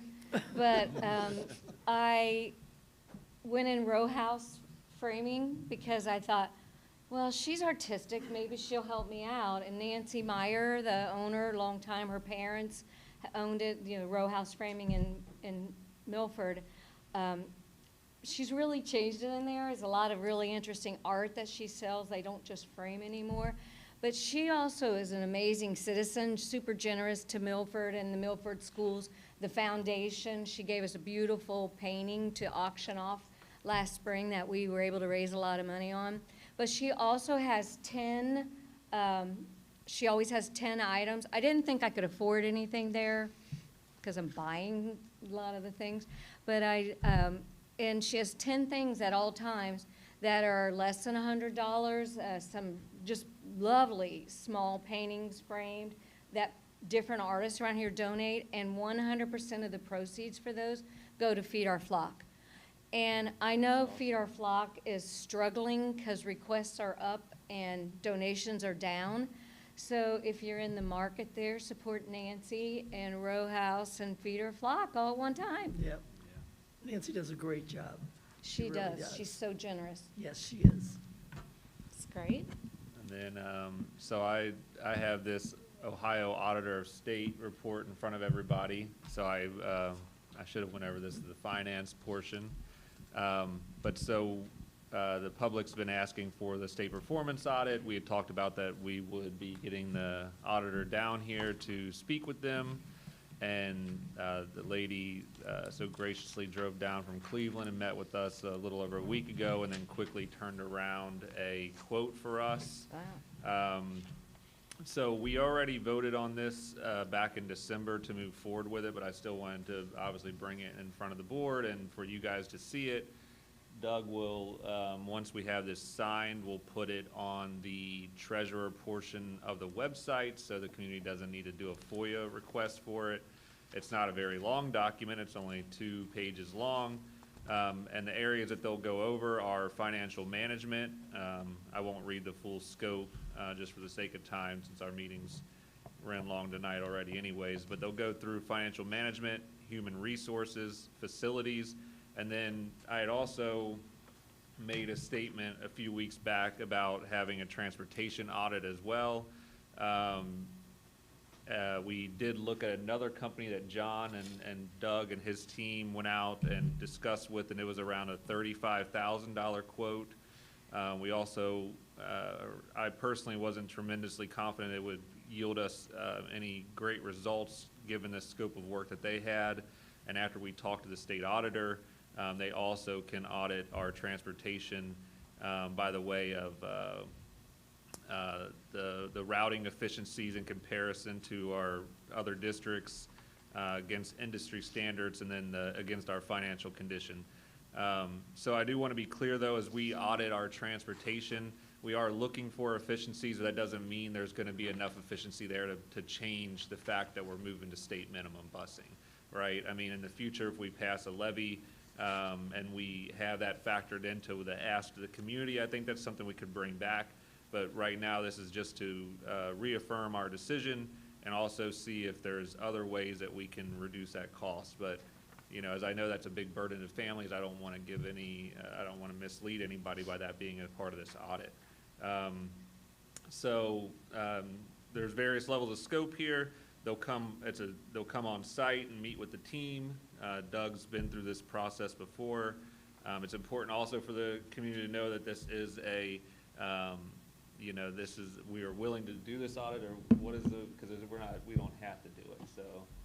We don't have to do, we're not required to do it, but we feel as though that it shows that we're going to try to be fiscally responsible. Yeah, so it's just good for the community to know this is not a state forced audit. We're doing this willingly, but it does cost $85,000, but we feel like that is an expense that we expected, and that we think by garnering the goodwill and the confidence of the community, this will be a great step forward for when we do go back on the ballot for a levy in the future. And they do estimate this at, the last part here, at like 6 to 9 months is what it takes. So completed in 6 to 9 months, but they do have a team ready to get started, which is good because they only have so many teams. And you know, she said that she had a team waiting, and we said, I'm sure we'll do this, so they've got a team ready to get started. Oh, they would start immediately? Yes, yep. Well, and it was the #1 request from the community. Yeah. Over and over and over. Yeah. At the levy. So Please yeah, do so an the audit. transportation will be in there. So just to recap, financial management, human resources, facilities, and transportation. And if you pull down the document, you can see the background and the scope and what they'll go through. So yeah, so we don't need to vote on this because we already did back in December, as long as everybody's in agreement, which I think everybody is. So yeah, that'll be available. We're ready to sign it and move forward with that. So that's something that Doug and his team and our district staff will be working with the state auditor. And then once it's complete, they will produce a report for us. Let's see.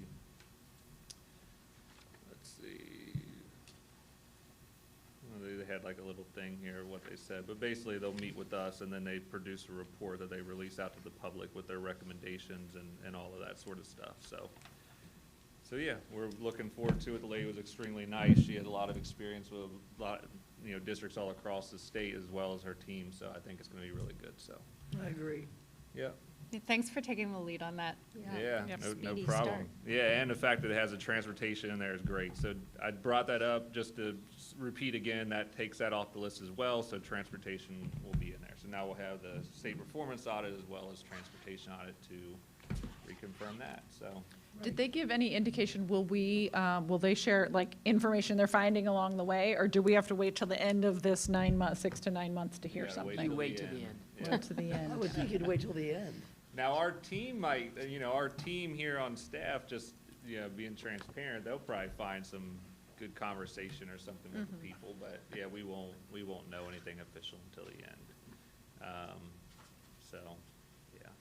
Okay. Thank you. Any other questions? Because we did talk to the lady for a little while, so. But yeah, she came down, met with us. She's from Cleveland, so she drove down, met with us in person before heading up to Columbus. So it's a really, really good. That's really good. Resource. Yeah, on the row house gallery thing that you were saying, so we worked with her in the past because we had a dog who passed away a few years back, and their custom framing work. So if you have a loved one or maybe a unique thing you're trying to frame, because she was able to put it into a shadow box. So we had a collar and things in there that she was able to pin in there. And I mean, so if you have a unique thing that you need to frame that's maybe memorabilia or something, row house gallery is phenomenal. So yeah. Yep. That's All right, it. anything else? Nope.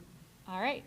Our next board meeting is March 18th, 2025, and it is a regular board meeting. It will be right here at 1099 State Route 131, and it will be at 6 o'clock. And it is a Tuesday. It is a Tuesday. Tuesday. It is a Tuesday. And it is at 6 o'clock. Somebody remind me. All right, can I get a motion to adjourn? So moved. Second. Please call the roll. Mrs. Will? Yes. Mrs. Powers? Yes. Mr. Wilson? Yes. Mrs. Chestnut? Yes. Mrs. Mason? Yes. We are adjourned.